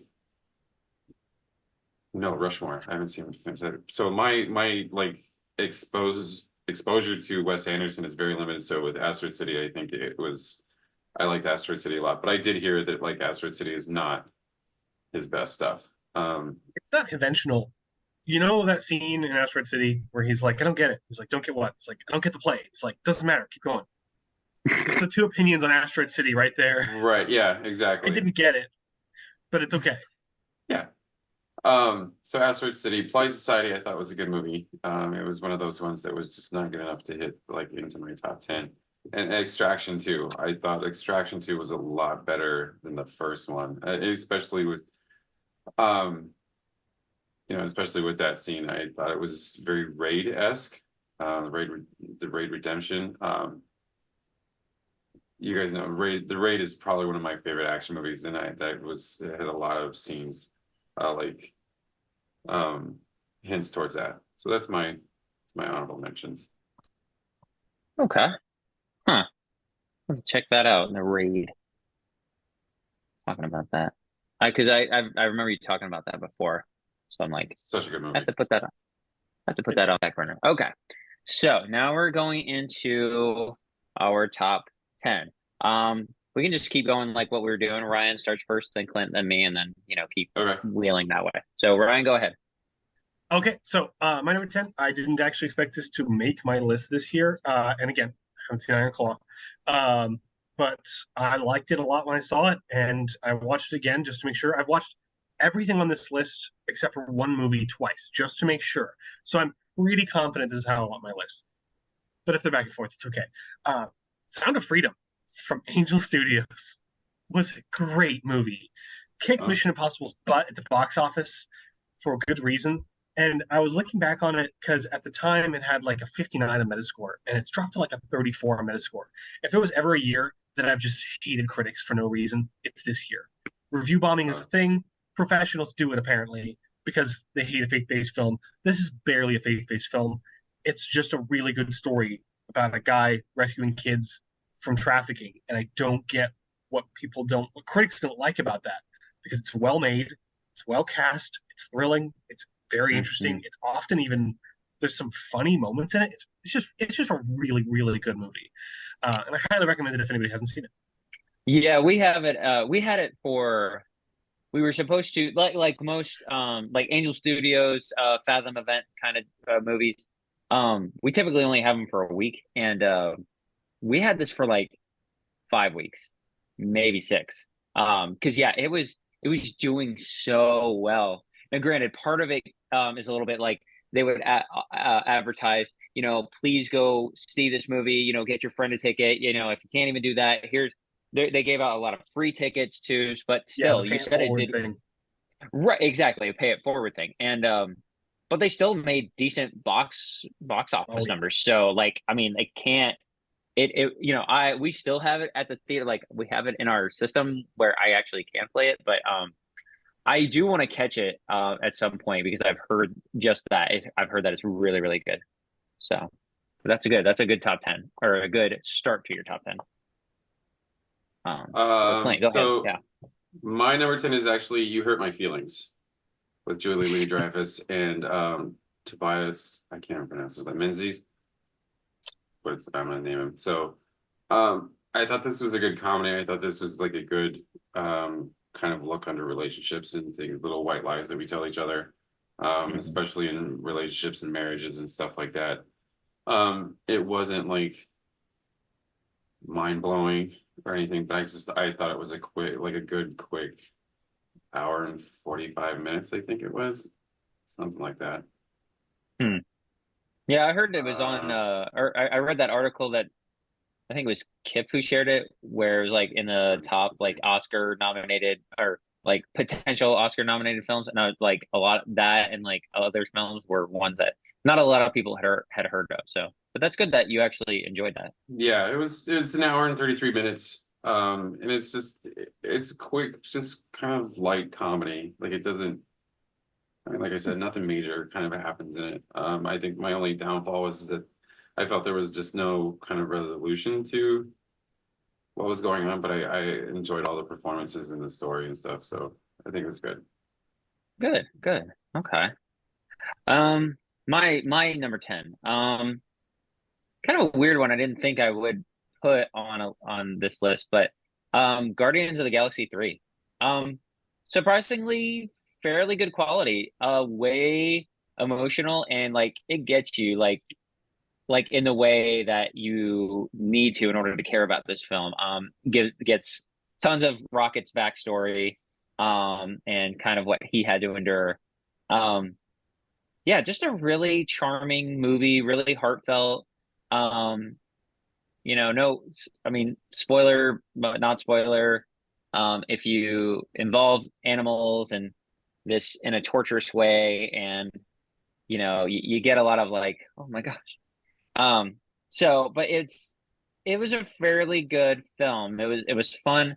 The thing about it though that was not great is like the end credit scene. It's like if we want to call it that, I mean, hey, we need to put something in here that could maybe lead to something else, but doesn't really matter about anything. Oh, let's just have him eating cereal and talking about like mowing the grass or something. Great. With his Star-Lord will grandpa. return. Yeah. So it's like whatever. Other than that, it's a decent flick. I'm actually surprised I haven't added it to my collection yet. So eventually I will. But that's my number 10. Sweet. Before I continue, Go ahead, or do Ryan. you want to go nine and we go? Oh, you want me to do my nine? That was a question. No worries. I'll do my nine first. We Yeah, can keep going in the we'll same just order. keep doing. Yeah, we'll I just was keep just doing gonna say that. it's kind of weird because I think last couple of times we've done this, we've gone through enough where it's like I can kind of guess a lot of everyone's this year. I have no idea what's going to be on the rest of y'all's list. Y'all probably could guess mine, but Oh, that was one. yeah. That was my only one. I was like, Alex will have Guardians. I was like, that's gone already. And I know you're number one. Oh, Um, so my number nine. I expected it to make this list easily. Then I saw it and didn't like it. Then I saw it again in Japanese, and Boy in the Heron is fantastic. Wow. wow. Um, Really? Now, it is not a perfect movie. I've got some issues with it. I'm not going to go into it. I If you guys haven't seen it, it's really good, but it's interesting and high concept for a Ghibli film, and that's not what I expected. It's there's really like two veins. There's like characters entering the world of fantasy, or it's already immersed in the world of fantasy. As far as when Ghibli takes on fantasy, there's a lot of other Ghibli films that are fantasy, of course.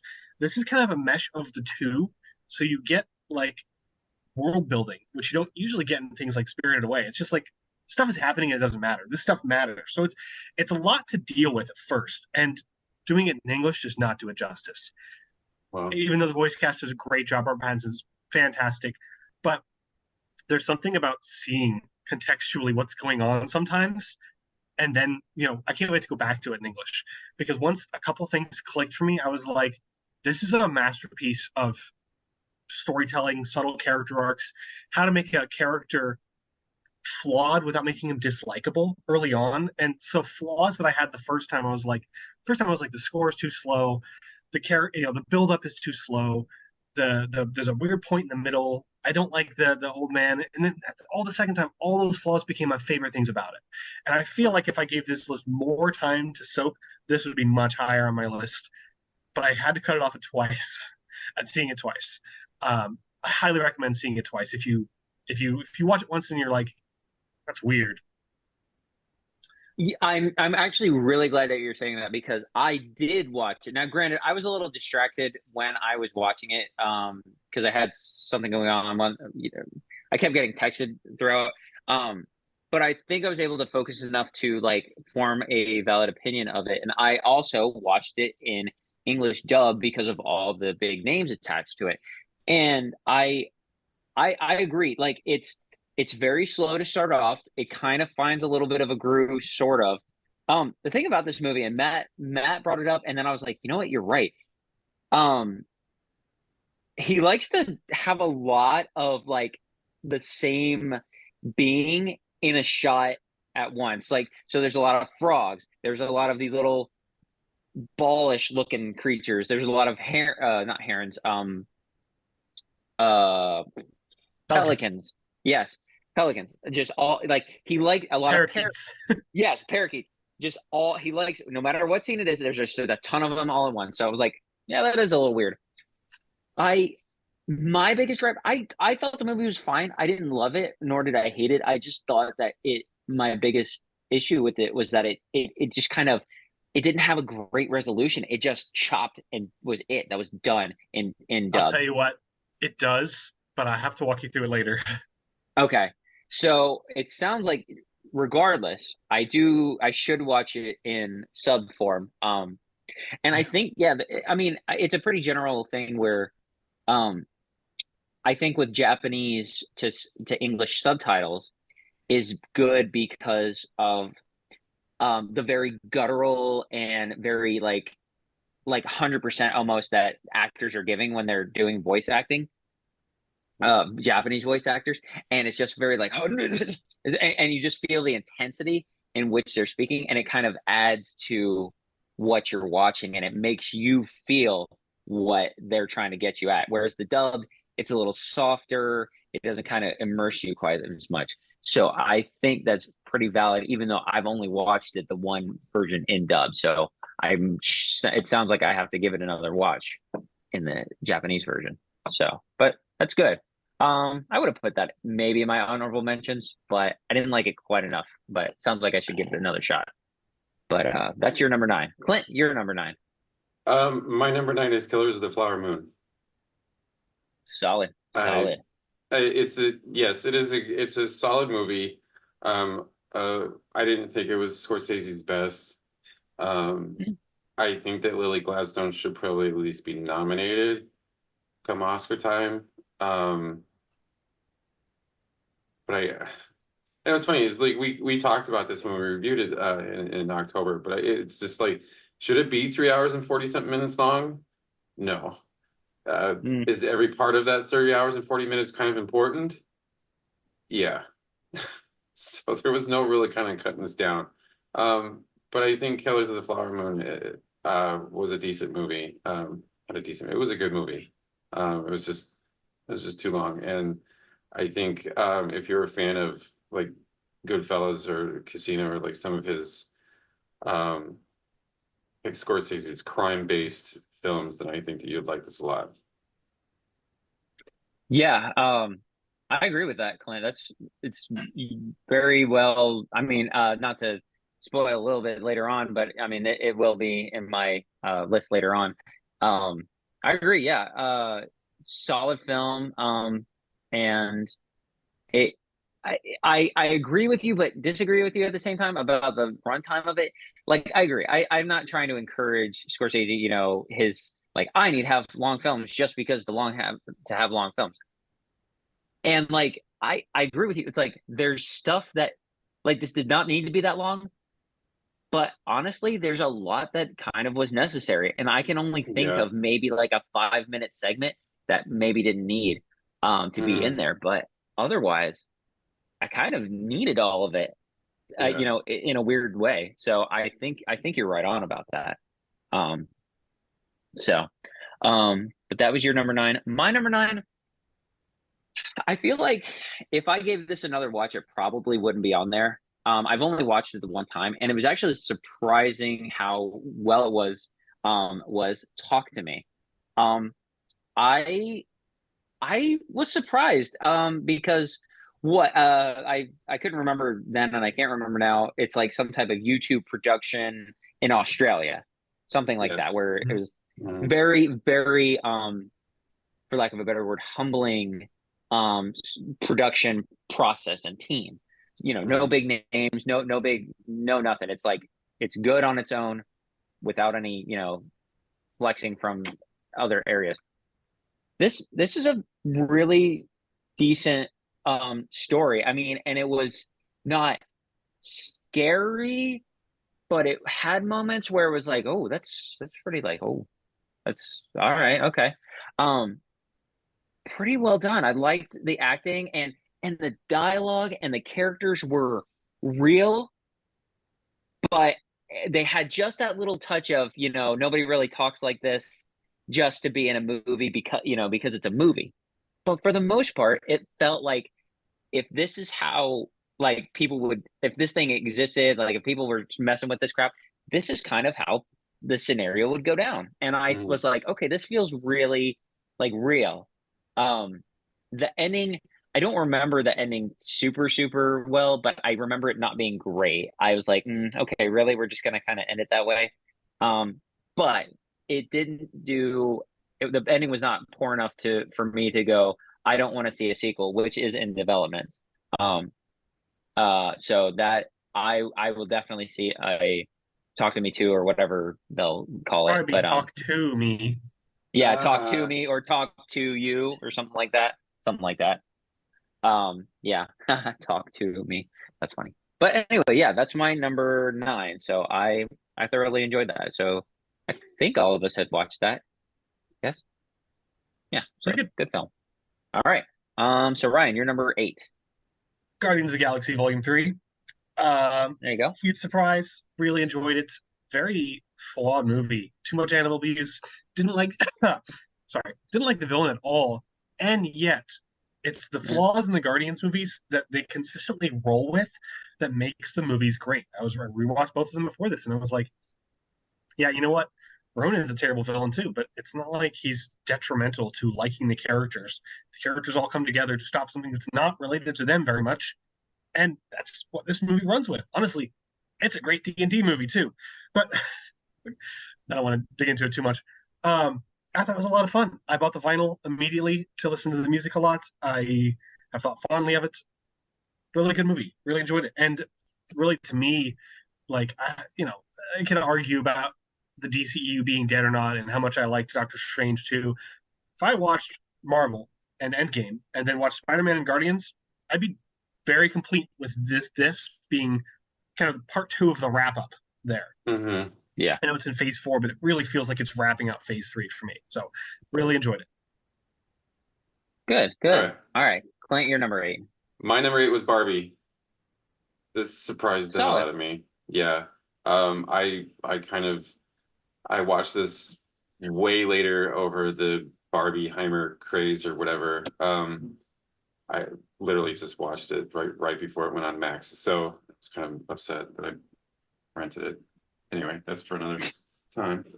But I did. I was actually quite surprised by it. I thought that I wouldn't like it as much as I did. I loved Ryan Gosling in this movie. I will fight anybody that says that he was not great in this movie. I have a newfound respect for Ryan Gosling and like his choices of movies lately, or I say like the last since La La Land. Blade Mhm. Runner 2049 was an amazing movie. I don't care who says otherwise. With this and even Gray Man, sorry, but as much as I didn't like Gray Man, I thought that he did a decent job with it. He had like this snarkiness that was good. But Margot Robbie is Barbie as well. I just thought there was a lot of interesting characters in this movie. Um, I liked how they played both sides of that gender coin, where it was just like we can't Mhm. have one without the other type of spoilers for Barbie if you haven't seen it. But I like that a lot, where it's not just one taking over, and how, both genders need to work together to create a better world and stuff like that. So, I really enjoyed it. Surprisingly, I thought some parts were actually really funny. I'd like to add that to one of my honorable mentions as well. That was a pretty good film. Very resonates with especially like women who grew up with Barbie, who it's kind of geared towards, because what Barbie came out, when did Barbie come out? Like the toy itself, since the Or we were six. around. It's 50s? Okay, okay, it was even further back. Yeah, But it was still, pretty far Barbies have kind of been timeless, and so like I don't know why I think of Barbies like really, really being popular in like the 80s. I don't know why. There's just that thought. And so those that are in the 80s, or people born in the 80s are like, in their 40s ish range. And it's kind of geared towards that, what women struggle with. They have to be, career women, but they have to be family women, but they have to be, pretty but not too pretty, but all this and that. And I'm just like, even though I'm not who that's geared towards, I understand what they're trying to say, even though it's not right. firsthand trying to be delivered to me.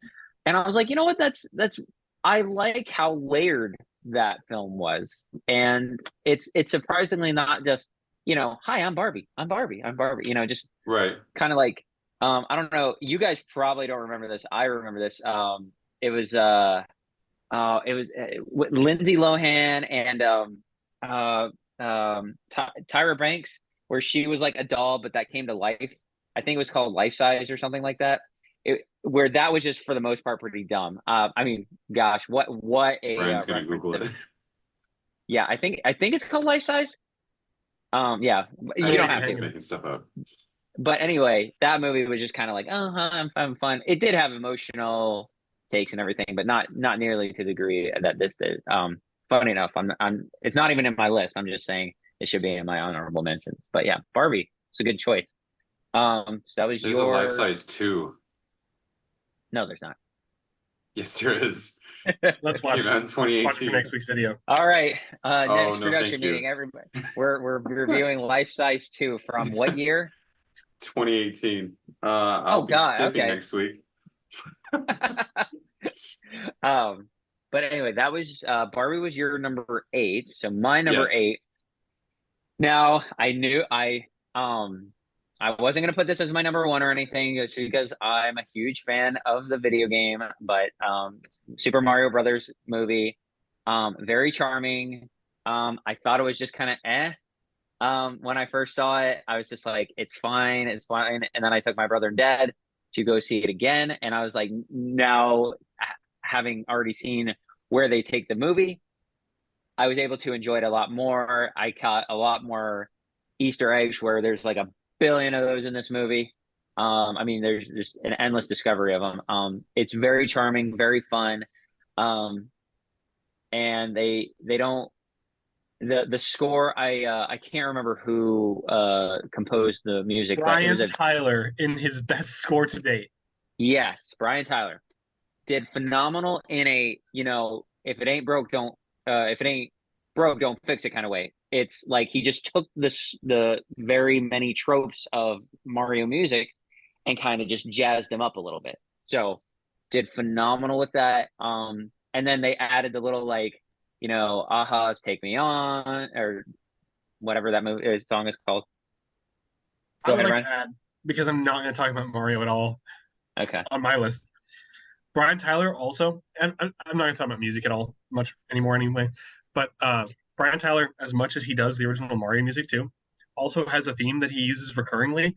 That da da da da da da, and it's wonderful. Usually, composers really struggle to interject new stuff and continue to reference old stuff. That's what I hated about Uncharted. Among other things. And I cannot believe how such a mediocre blockbuster composer is the one who figured that out. I'm done. Yeah, well, I mean, he did fantastic on that, and the overall movie is charming. It's just, it almost was a case of, okay, Illumination, it's Mario. You can't screw it up. Blah blah blah. And I mean, honestly easier said than done, but they did really well with it. Very charming movie. I have it on this part of my list probably because I'm such a super fan of Mario. Um, but I think be that as it may, it's still a fairly good movie.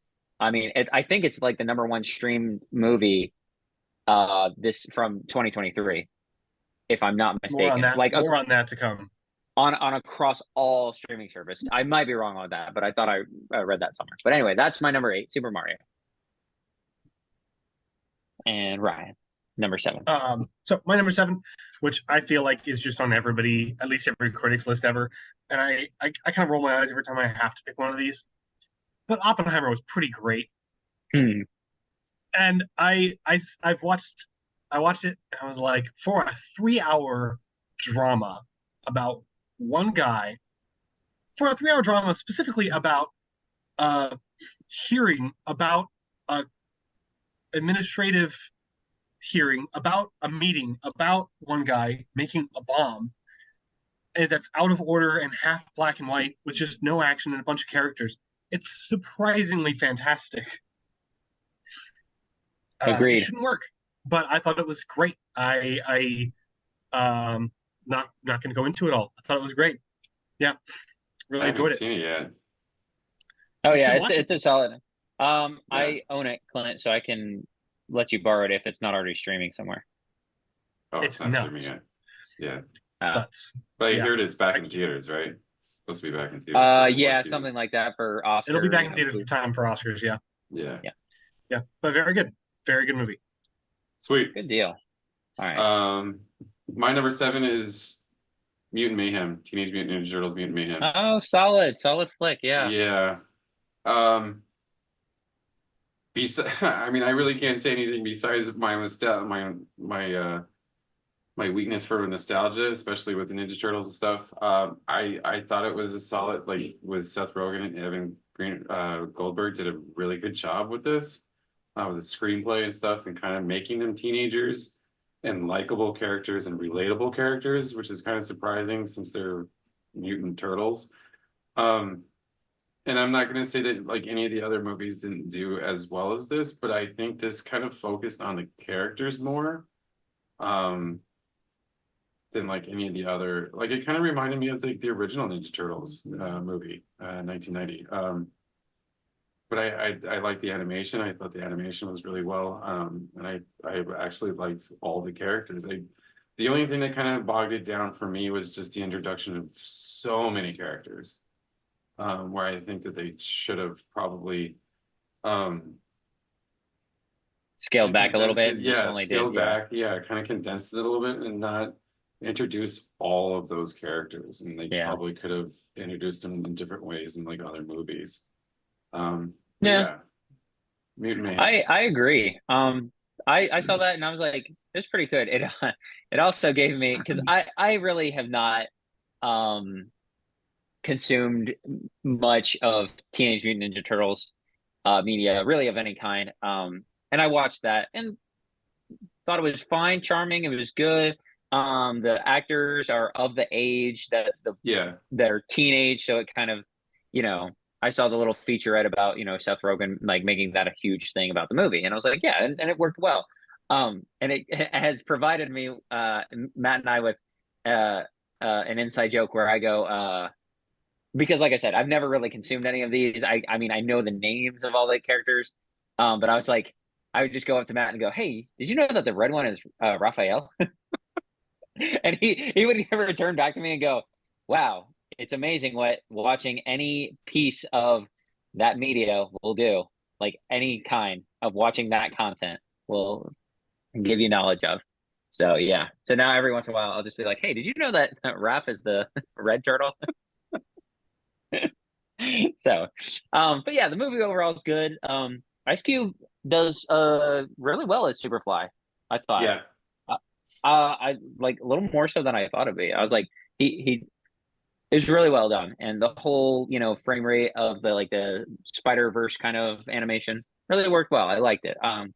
Whenever I'm pretty sure number 2 has been confirmed. Yes. Yeah. I think. Yeah. Yeah. So I'll look forward to that. Um, okay, so that's your number 7. My number 7 is Scream 6. Um, Wow. I was a little surprised. Yeah, really. Especially since I hated number 5. I hated number 5 so much. I thought that was the biggest piece of crap I'd ever seen. At the moment. And then I was like, okay, now you give me kind of a genuine reason of the motives behind these killers. And I'm like, there's actually a decent story here. It's actually pretty good and it's fleshed out and it makes sense and it's not boring. The one thing, though, about this movie that's bad Everyone is lives that getting stabbed. correct. Everybody lives, and like there's one character who like is like super super stabbed a bunch, and then like you think, oh okay, he's dead, and then he's on a gurney like later part of the movie. Like okay, fine, whatever, I guess, sure. Aside from that, which probably should be worth more on this grading scale because it's a killer movie. It's a slasher, yeah, slasher. Sure. That probably should weigh more. But because I'm not much of a slasher guy and I'm just a genuine movie, general guy, I liked it for what it was. Take that apart from it. So Scream 6, really surprising. I'm a little surprised I haven't added it to my list. I think it's because I do not want to add number 5, but I don't want to have an incomplete set. So I'm like, I'm wrestling with this entire time. So, Scream 6, fairly good. Give it a watch. You unfortunately should watch 5 before it, but that's so you can appreciate this one. And 4. So And 4. 4 is solid. I thought 4 was okay. Not to dive on this too much, but in my Actually, ranking, go ahead. If you watch Scream 6, you should, to get the best experience, you should watch 1 through 5 because it's kind of a celebration of the Scream franchise. Yes, I would thoroughly agree. It's like Without its star. yeah. Yeah. Yeah, exactly. The reason for not having her, bad. How it does without her, surprisingly good. Yeah. Agreed. 100% agreed. But yeah, 7's a dumpster fire anyway, so this might be it. Just quickly ranking number 1, good, because I can't rank it like super super good because it's a little older and I already knew the main. Yeah, I already knew the main. We're just having a conversation without you, Alex. Yeah. 2 is all right. 3 is crap. 4 is good. 5 sucks. 6 is great. So just wanted to. We can wrestle with that. We should when Halloween comes around, we should have like a video of like ranking all these like all the Halloween movies. All the one, everything else. Yeah, pretty much. That's fine. I'm okay with that. If I'm gonna rank this really quickly, mine's gonna be surprising. Mine's gonna be 1, 3, 4, 6, 2, and 5. I'm in the huge minority that I thought that 3 wasn't that bad. Like I know that a lot of people thought that 3 was bad, but I actually thought that 3 was better than a lot of people give it credit for. That's fair. I can see. It may be because of the Carrie Fisher cameo. Maybe not, but yeah, I thought 3 was better. But of course, 1 is best. Yeah. But yes, Scream 6 was my number 7. So Ryan, your number 6. So, I was actually just watching somebody rank streaming numbers while I was making lunch, and Mario was the most streamed movie released in 2023 up until like the last couple weeks. Moana was the most streamed movie of the year, but it wasn't released this year. Except for they were both passed by this movie, my number 6. Elemental ended up being the most streamed movie of the year. I went into Elemental with just no expectations. We watched. Mm-hmm. We barely went to see it. We were like, "What are we doing tonight? Nothing. I don't know. Let's just go see Elemental." And boy, I loved it. It is wonderful. It's stunning. The storytelling is rocky, but wonderful anyway. Like, the structure is a little bit messy, and it sometimes can't decide what movie it wants to be, but it does everything it tries to do really well anyway. And most importantly to me, the depiction of a relationship on screen is just absolutely wonderful between the two characters, and it never loses sight of the fact that it's also kind of an immigration story and about her finding her own way. And it's just a wonderful movie. Is it stuff that's been done before? Sure, but you can't say that and then say, well, kids don't have an opportunity to watch something like that in a way that's scaled for kind of a kid friendly experience like that. So yeah, it's great. I think it's great. Yeah, Awesome. agreed very much. All right, Clint, you're number 6. My number 6 is actually Talk to Me. I was actually really surprised by this movie. I think I ranked it a lot higher than you, Alex, just for the fact that I liked the addiction metaphors. Yeah. And sorry to spoil the ending, but I actually did like the ending. I thought the ending kind of like fit, and it was surprising to me that they would that because after I watched it, I was like, oh, we're really killing off the heroine of this movie. Okay. And I thought that it was kind of a good way to take that direction because I mean, not a lot of horror movies do that, and not a lot of movies do that where you kill off your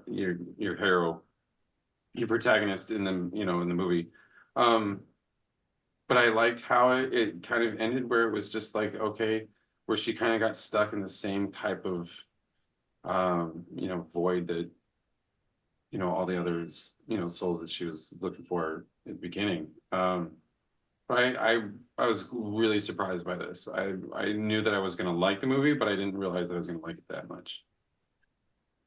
I think what's really great about the movie is, and I say this often, is if it's predictable, it's not good because it's like if you've seen this movie before and you can guess where it happens, then it's like a joke that you learn for the first time. Like, oh, okay, that's really funny, but as you know the joke more and more and more, obviously it's not as funny. So that's kind of this. In my opinion, you just didn't know exactly what was going to happen. And so therefore it's like you're learning something new and it's like it's taking you off guard in a good way. So I think that's why you rank it so high. And I agree. Yeah, regardless of the ending, it is a solid flick. And I agree. I think it's a good thing that you've put it that high. My number 6, Brian mentioned his earlier, Oppenheimer. Really, really good film. It's funny. I've never thought of it the way that Ryan had just dissected it, where it's a movie about a investigation, about a meeting, about a guy building a bomb, and yet it works really well, and it's shot really well, and yeah, it's just I almost can't even go into depth. Like it's just good. It's like it's one of those. Just watch it. Just watch it and you'll know what I'm talking about. It's one of if you start talking too much about it, then it'll be like you're in details already. Yeah. Right. It's just like kind of just go into it. Just trust me. Just blah blah blah. And I think it was worth all the hype. Yeah, Cillian Murphy, really good job. You're empathetic of his character, and yeah, it's just a good movie overall. I did have a small spoiler.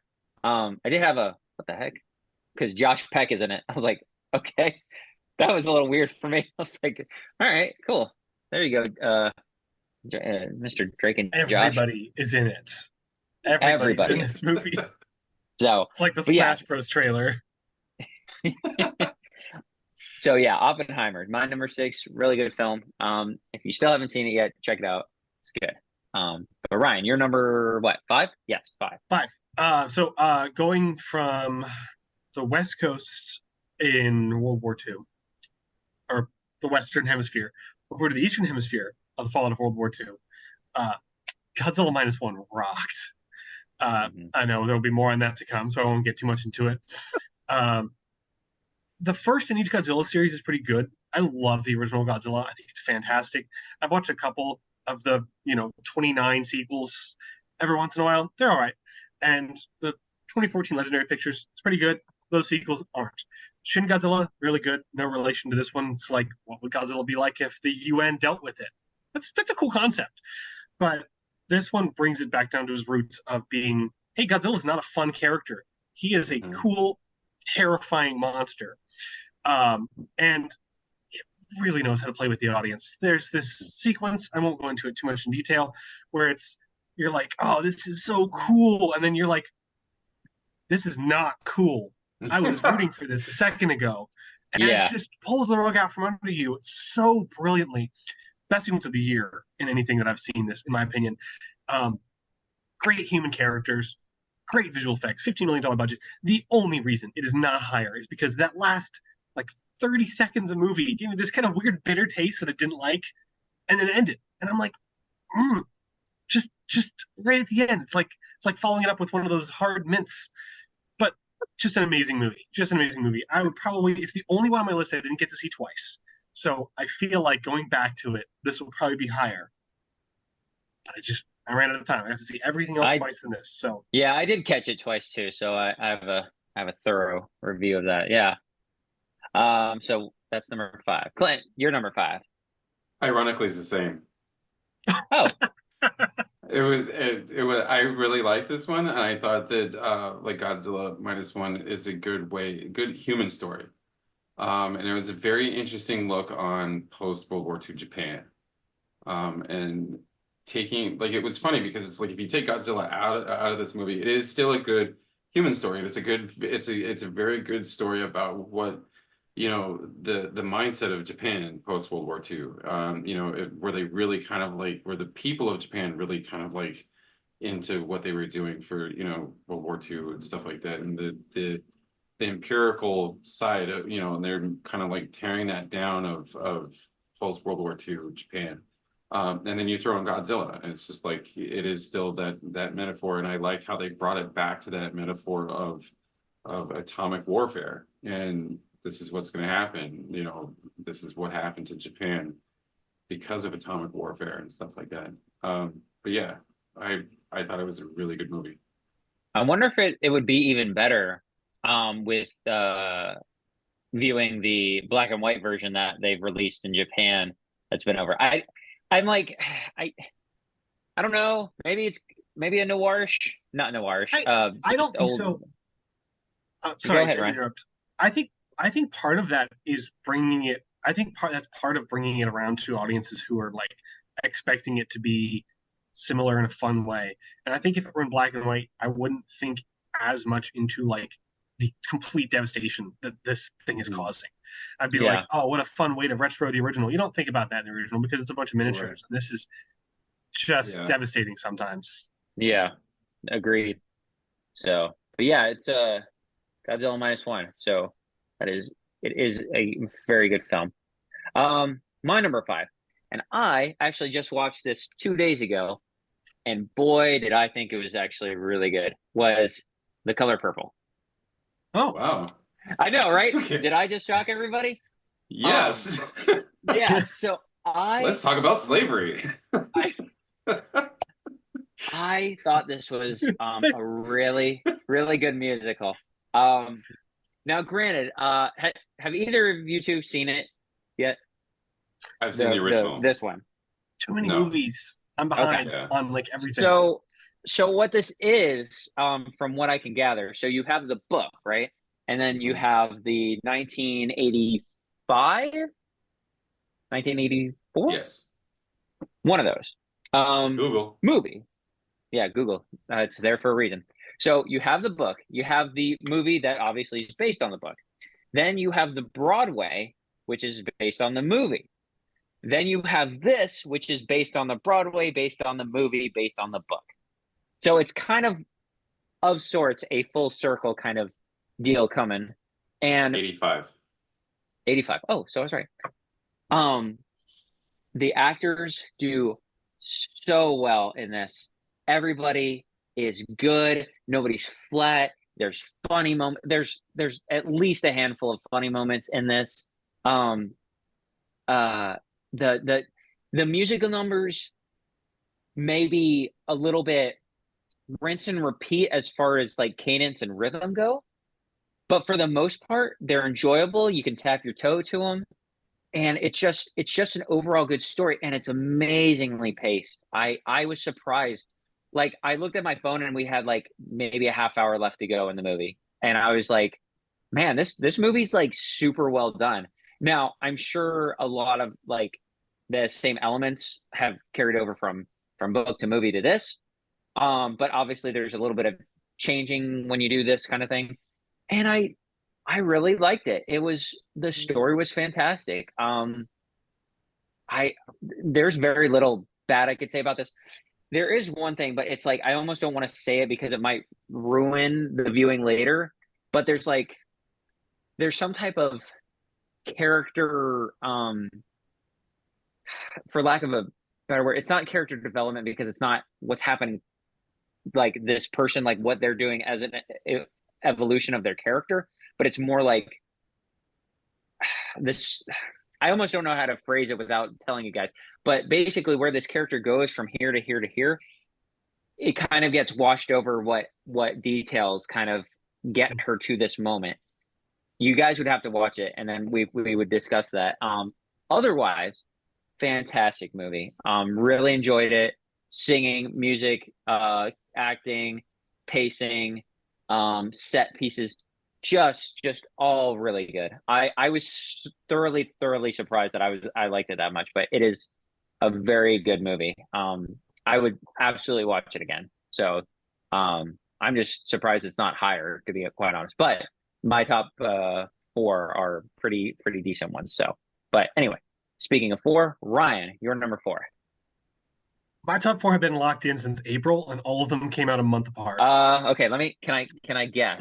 I don't think it No. would be I would think it would be Suzume, but it's not Suzume. Okay, then I have no other guess. I don't know if you'll be able to guess a couple of these. There's one of those that's super obvious that's coming up. My number four is The Reason Talk to Me wasn't really in consideration for my list. And it was everybody's second pick. Every time I heard horror movies of the year, everyone was like, this was great, but Talk to Me was the best. No, I thought Evil Dead Rise was the best horror movie of the year. I very much enjoy almost all of the Evil Dead movies, and this was such a nice small scale. Nice is the wrong word for it. Yeah. Just a complete nuts bloodbath of a movie. But it was just everything I wanted from it. There were no big stakes, like an Evil Dead movie should have. There was an interesting little expansion on the lore, like an Evil Dead movie should have. It was somehow enjoyable. Yeah, I was clenching the arms of my seat with a smile on my face. Like, what kind of reaction is that? It's an Evil Dead movie, and I had a great time with it. And I just keep thinking about it. I didn't think it was going to be this high, but every time I was like, what do I want on my list? Well, I have to have Evil Dead on there, and I'm like, yeah, that's probably as high as I can put it. Yeah, just such a kick out of this movie. So, yeah, That was one of those. That was one of those. I didn't hate it, but I didn't really enjoy it either. It just was like, oh, well, that was a movie. But yeah. I think it scratched the itches that you personally have as a horror movie goer. So where I don't really have that. I very much enjoy. This is, well, I don't want to spoil it. There's you guys have both seen it. Yeah, I have. This is okay. So it's a minor spoiler for anybody who's listening who follows the Evil Dead franchise. So this movie canonizes the 2013 remake, which I also very much enjoy. And I'm like, now I just have it's a great movie that adds another movie to the series that I already liked. It's a nice little series now I have. So that was awesome. That's a word for it. Solid.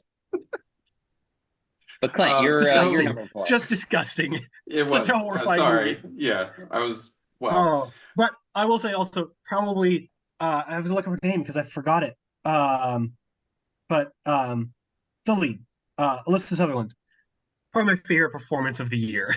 That's fair.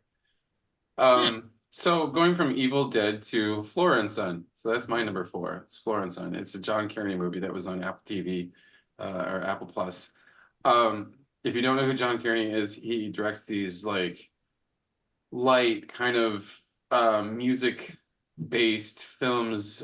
So this one is about a mom who's trying to connect to her son, and it's based in Ireland, and she buys this guitar for her son, and he doesn't want it, and so for some reason It's been a while since I've seen this movie, but for some reason she kind of takes up the guitar, and then she meets uh, Joseph Gordon-Levitt over the internet, and he starts giving her guitar lessons, and so they kind of like start making the guitar lessons, and then her son kind of is in a music in a kind of different way, and it's just how they kind of like start to mold and bond in each other, because at the beginning of the movie they're just not connected at all, and because she's a young mother and regrets and exes and stuff like that. So if you've ever seen Once, or his other ones, Begin Again or Sing Street, if you like his movies, I would definitely watch this movie. It's a very good movie, very well paced and very well acted. Um, What would you by say to somebody who loves Once, likes Sing Street, and hates, or no, sorry, hates Once, loves Begin Again, likes Sing Street? This is probably more on the end of Begin Again. Okay. I will Yeah, have to check it because out. I'm with you on that one, Ryan. Like I think what as much accolades as like Once gets, I think it was a good starting point, but I loved Begin Again. I thought that was such a good movie. I think it's on that side of his, where like Sing Street is like right in the middle for me, but I liked Begin Again a lot. And the actress, the main lead, I can't remember. She's somebody. I want to say it was Mick Jagger's daughter. Hold on, I'm googling it right now. Eve Hewison. Um, anyway, she's her parents, somebody's parents. Bono's. Sorry, it's Bono's daughter. Oh, Yeah. huh. So she's plays the lead, but I highly suggest it. It may not make top 10 lists, but I think it's a very good movie. But it's my number I four. know Begin Again was on my best of 2014, so I'm going to check it out. Yeah, it's good. Good deal. Okay. Yeah. So we're on number four. Yes. My number four was Air, the Michael Jordan, Oh, yeah. Nike whole movie thing. I really enjoyed that film because of how real the dialogue was. I'm sure it embellishes here and there just for the sake of being a movie and being, dramatic and all that.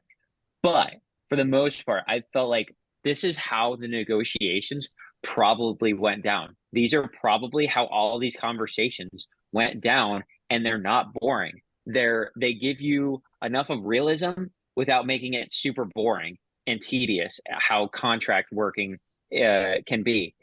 Um, there's no basketball in it, like except maybe a smidge at the beginning because Matt Damon's character is like a scout for potential spokespeople um for their brand for Nike. And it's really well done. This is one of those again. Matt Damon's kind of escalated more into this. Like I've said, I always reference Stillwater, even though nobody ever really remembers Stillwater. Where in that, similar to this, Matt Damon, his character, I forget that it's Matt Damon, and I'm focusing on what this guy is saying, like who this person is supposed to be, and it's just really good. Like it's just a good conversational movie. Not too flashy. It's substance over style, and um, I think it's really well done. Everybody was good, even Chris Tucker, who was in it, sparingly, was good. He wasn't like crazy and zany like he tends to be in some of his movies, and I thoroughly enjoyed it, and I highly recommend it to anybody who likes sports in general, and especially if they like basketball. Really well done movie.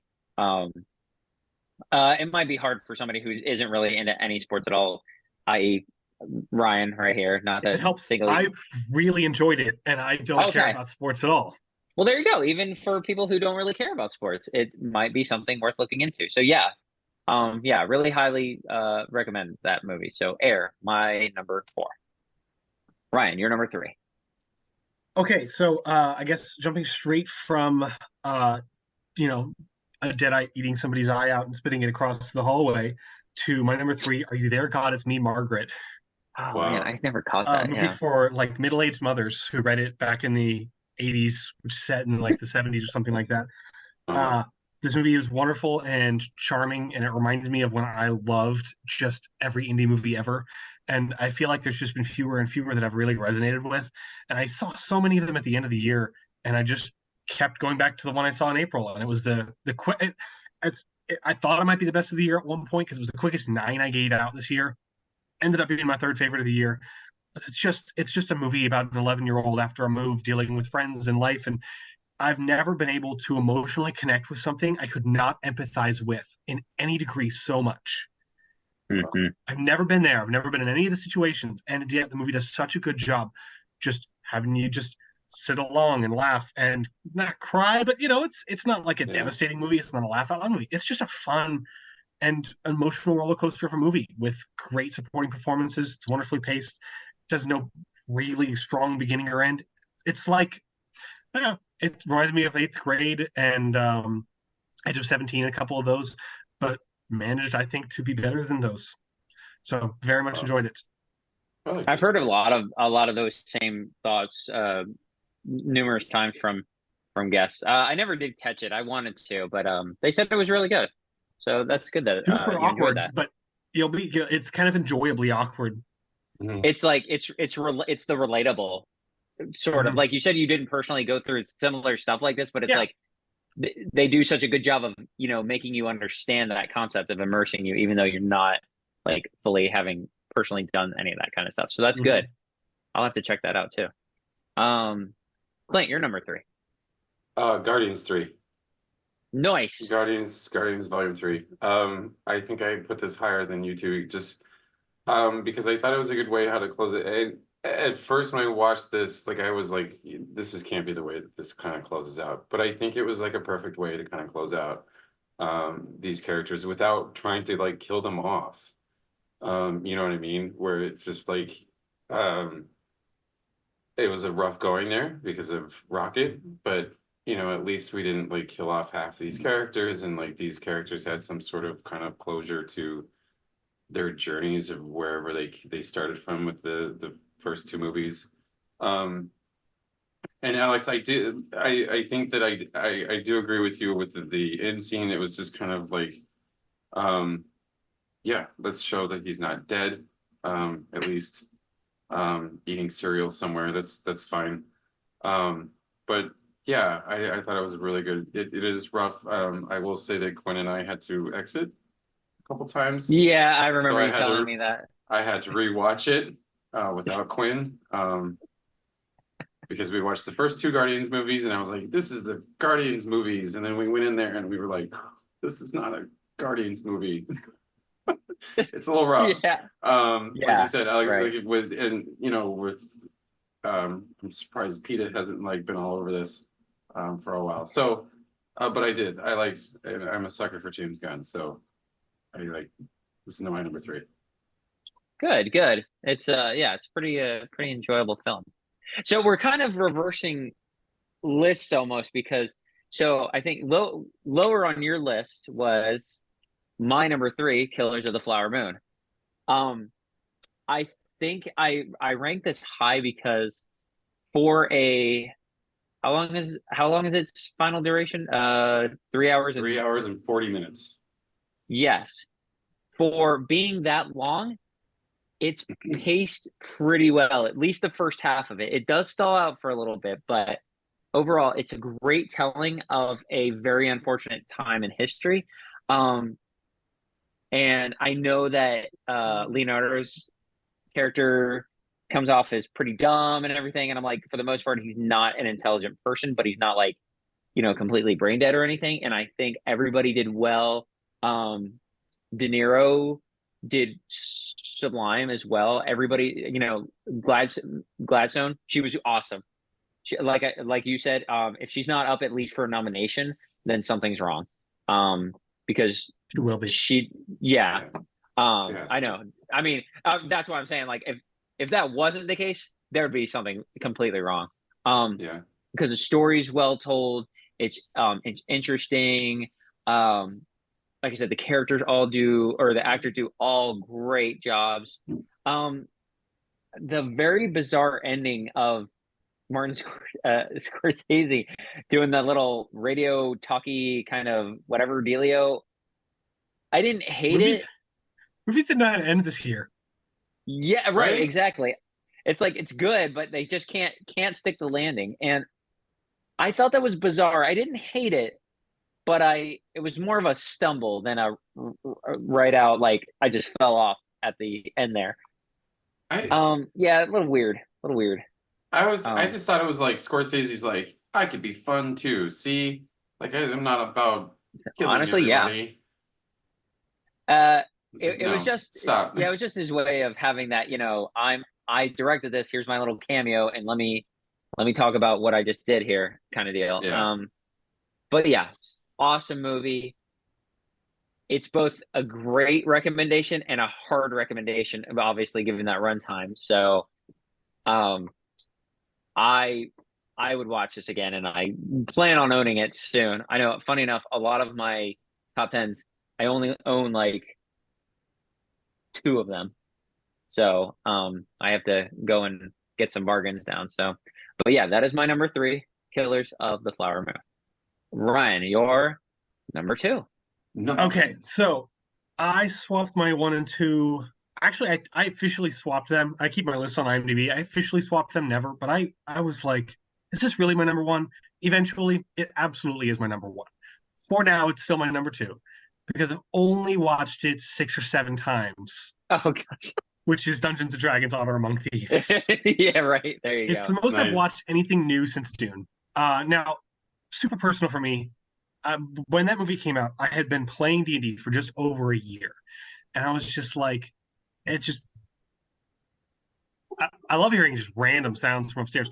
I don't. It just was, and I've always loved a fantasy, light-hearted adventure. I mean, like Game of Thrones is great, but it's light fantasy should almost be light and fun. Um, and this just reminded me of like what D&D is. It's Lord of the Rings, but it's silly and people make weird decisions. And there's the villain's got a monologue, and the player says, "I throw a potato at his face," and you're like, "What does that look like in a movie?" It did such a good job at D&D, but it also never compromised being a movie. You can be Alex, you can do the game well, and it still can make you a lousy movie. And this managed to Yes. be a fun adventure movie with likable characters. Chris Pine is on a roll. Lauren Balfe is not a great composer, and he delivered my favorite score of the year. Um, it's just a ton of fun. They did so well with such a low budget. I just got such a kick out of this movie. I could probably keep talking about it. I'm not going to, but I very much enjoyed it, and I feel like watching it again now. Now I have no idea what I mean, I could probably think of it, but I have no idea what your number Well, one is. So I'm I'll give you a very hint. I disqualified anything that cut themselves in half this year because I was so sick of part ones. okay. You're gonna hate So it's me. not Spider Verse or Mission Impossible. But anyway, Yeah. I'll pass off number twos now. That's my All number right. two is Spider-Verse. I figured it Across the was coming up. Spider-Verse. Yeah, I'm sorry. Yeah, I absolutely love this It's movie. amazing. I just Yeah, yeah. and I understand what you're saying, Ryan. Like it is definitely a part one of a part two.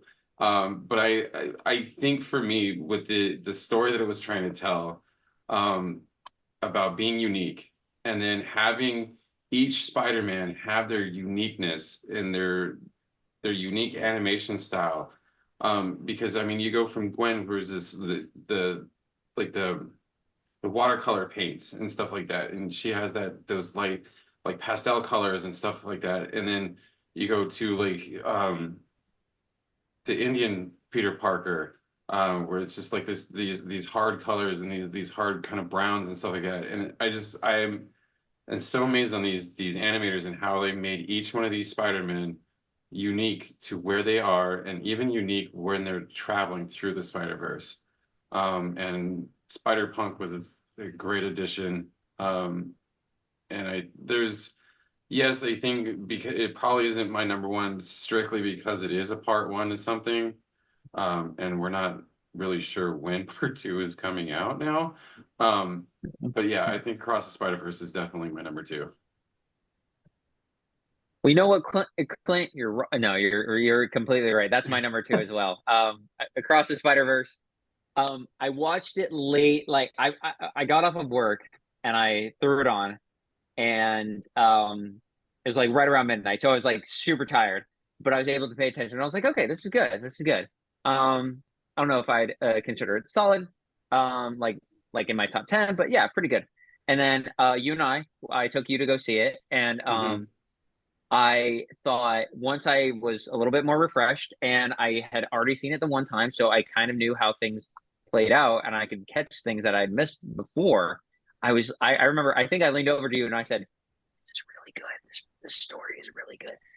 I mean, it's such a good story and such well developed characters. And like for a multiverse and like Spider-Man's everywhere, it's surprising but not surprising that it's all organized really, really well with such a messy concept. Like, like it could easily go off the rails really soon. Um, and I'm not the scores expert that Ryan is, but if I had to rank a score, like this would be my number one. We're talking about Spider-Verse? Wait, no, what are we Yes. talking about? Yeah. Spider-Verse. Yeah, My correct. Yeah. top three were Mario, Spider-Verse, D&D. Yes. So Spider-Verse is just it's such good. It's how would I characterize it? It's almost like you get immersed with whatever scene you're in, and you don't even realize that the music, swelling up and kind of getting you in these feels and everything, and you're just doing it and you're not thinking about it. The way I compare that to another movie making feature is Foley acting. I think I've said numerous times that I love Foley acting. I love the aspect of it. I love learning about that. And but the tricky thing about Foley acting is the better it is, the less you notice it. So the better job they do, you don't think about it. And I think that's the case here. If the music is done so well and it makes you just feel that moment, it just shows how much of a good job that you've done. And so I would probably rank that as my number one of score wise, but my number two movie overall. I remember I had that number one for just about the entire year up until towards the end. But now we come to our number ones, and Ryan, you have the pleasure of going first on your number one. Hit us. I was trying to think about what movie I didn't name, and I was like, should I make a joke about like Fast X or something? No, it's John Wick Chapter 4. Wow. Oh, there That's you your go. number one? Okay. It is my number one. Wow. Nice. I saw it 3 times, and then I watched it again after it came out because I wasn't sure. The first time I watched it, I was like, "Oh, that was great," but it's Alex. You and three of us have all talked about this. It is so hard to rank these movies because Mhm. they're all so good. It's incredibly hard. Not to butt into yours. I've watched the John Wick series once in a row and thought one was okay, two was better, three I loved. Then I rewatched them. I thought one was great, two was better, three I didn't like as much. So these flip flop around. So it's a complex system. Mhm. But sorry, going back to Yeah, you. and I've been putting movies on lists since 2013. So John Wick in 2014 was on my best list. Then I'm pretty sure Chapter 2 was on my best list. I know Chapter 3 was on my best list, and after 4, I was like, "Is it good? But is it as good as the others?" And I was like, "Who cares? It's just fantastic." It Yeah. is. It is a nearly 3-hour action movie that Yeah. never feels sluggish, never disappoints. Still has. I mean, Extraction 2 might have the best action sequence of the year, but overall, Yeah. John Wick has probably the best action of the year. Mhm. It's just incredible. The stunt work, I will never not pay homage to the hardworking people that nobody else was able to use while they were filming this because they had so many stunt people going on at a time. And until a fifth movie comes out, which is actually why I say that this might end up being like on hindsight, if I Yeah. put D&D above, is if this ending is kind of undone in some way. Until that point, I thought it was great. I thought it was a great way to kind of wrap up the series of a stair-stepping quality. The score was the best. The action was the best. The look of it was the best. Keanu Reeves was the best. Um, forgot his name because I'm sick and I'm dying. Donnie Yen was a breath of fresh air, just awesome. The only thing I didn't like about it was, um, gosh, Winston's teeth. I can't remember the actor's name all of a sudden, but Oh, he's Ian got McShane. he's got weird dent. Ian McShane has just weird teeth in this movie for some reason. Everything else, I got to this movie and I was like, wow, I'm exhausted. And then the stair step sequence still had to happen. Oh gosh. Oh gosh, it's just amazing. I kept thinking about it because I've watched it with actually 3 of my 4 viewings were with my wife's dad, and every time he kept making fun of a couple things of like, would he survive this, or like the long breaks on the stairs where he could probably stop himself, but the guy keeps rolling, and I'm like, this is happening for our entertainment, and it is good. Instead of just entertaining, it is also just really good. That's the year. Yeah, I agree. Like I didn't take my dad to see this one. I took him to see number 3, and I think he's seen all but the last one. And I think it's just an older man, like 50-plus-year-old like mentality of like, oh man, this is weird. This is Well, this is not realistic. I know what's funny about it too is that he doesn't like rewatching things, and he makes fun of things a lot. But he watched it with me twice, a 3-hour movie, and then again when it came out on streaming. And I'm like, yeah, clearly you really like it, even though it's Yeah. like making fun of little things throughout it. And I mean, I agree. John Wick could die there. John Wick could die there. Then the movie will be over. Every movie has a thing. Every genre has a thing like that. Whatever. Right. It's how you And the write stunt it. guy's Like, doing it. Who cares? The stunt Yeah. guy survived it. yeah, I will say that has one of the coolest sequences. I remember they do the top down camera angle, and they do where he does that like little like almost like Doom kind of, and I was like, that is Jeff's kiss. I really like that, and I don't know if they did it all in one take, but if they did, it's fantastic, and I love it, and it's video game what do you call it, influenced. So I really like that moment. It's like towards the later part of the film. So even though I put it in my honorable mentions, I understand why you have it so high. It's great action sequences, and it's very Tarantino-esque, and it's just a fun time overall. I just have to rewatch it. I've only watched it the one time. So, but yeah, that's a good number 1. Clint, you're number 1. My number 1 is The Holdovers. Wow. I was really surprised by this. I think it's because all 3 top performances were really spot on. Paul Giamatti was amazing. And I just liked, what's funny is I kind of liked it. My reason why it's my number 1 is because I think into the attention to the details for this movie, where it's set in the 70s, it's filmed like it's set in the 70s, it looks like it's set in the 70s, and even like the film, like it was shot in film. It's marketed like it's made in the Yeah, 70s. it's marketed that way. Like Alexander Payne went like above and beyond trying to make sure that you understood that this was set in the 70s, and this is kind of like a 70s-esque movie. And like I said, it feels like it was shot in the 70s, and it was written that way. I like all the acting, the direction and everything. And I think it was one of my number 1 because it was the most surprising to me and like how well it was put together. I agree. It was surprising. I think it a little surprising. Like it kind of, for the most part, it matched what my expectations were, but it went a little bit above and beyond. And I expected it to be of decent quality, at least. But I agree. All the effort it did to take to make it seem like it was a 70s film, you probably could think this was a 70s film, like legitimately. And yeah, I agree. It was very well done. Yeah, I might own that film. I mean, it's really good, but I don't know if I'd own it. But yeah, I think you're justified in putting that as your number 1. All right, so my number 1. Is it the one you texted us and said rating 10 out of 10? Dun, dun, dun. Yes. Everybody who's watching, my friends, Godzilla minus one was my top movie of the year. I I watched it. I know I cheated a little on Movie Tavern. I went to AMC to watch it. Um, Bruh.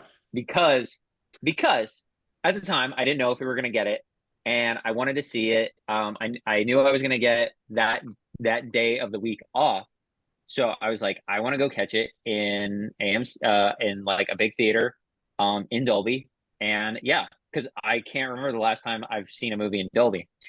I sat there, and I was just like, everything about this movie is fantastic.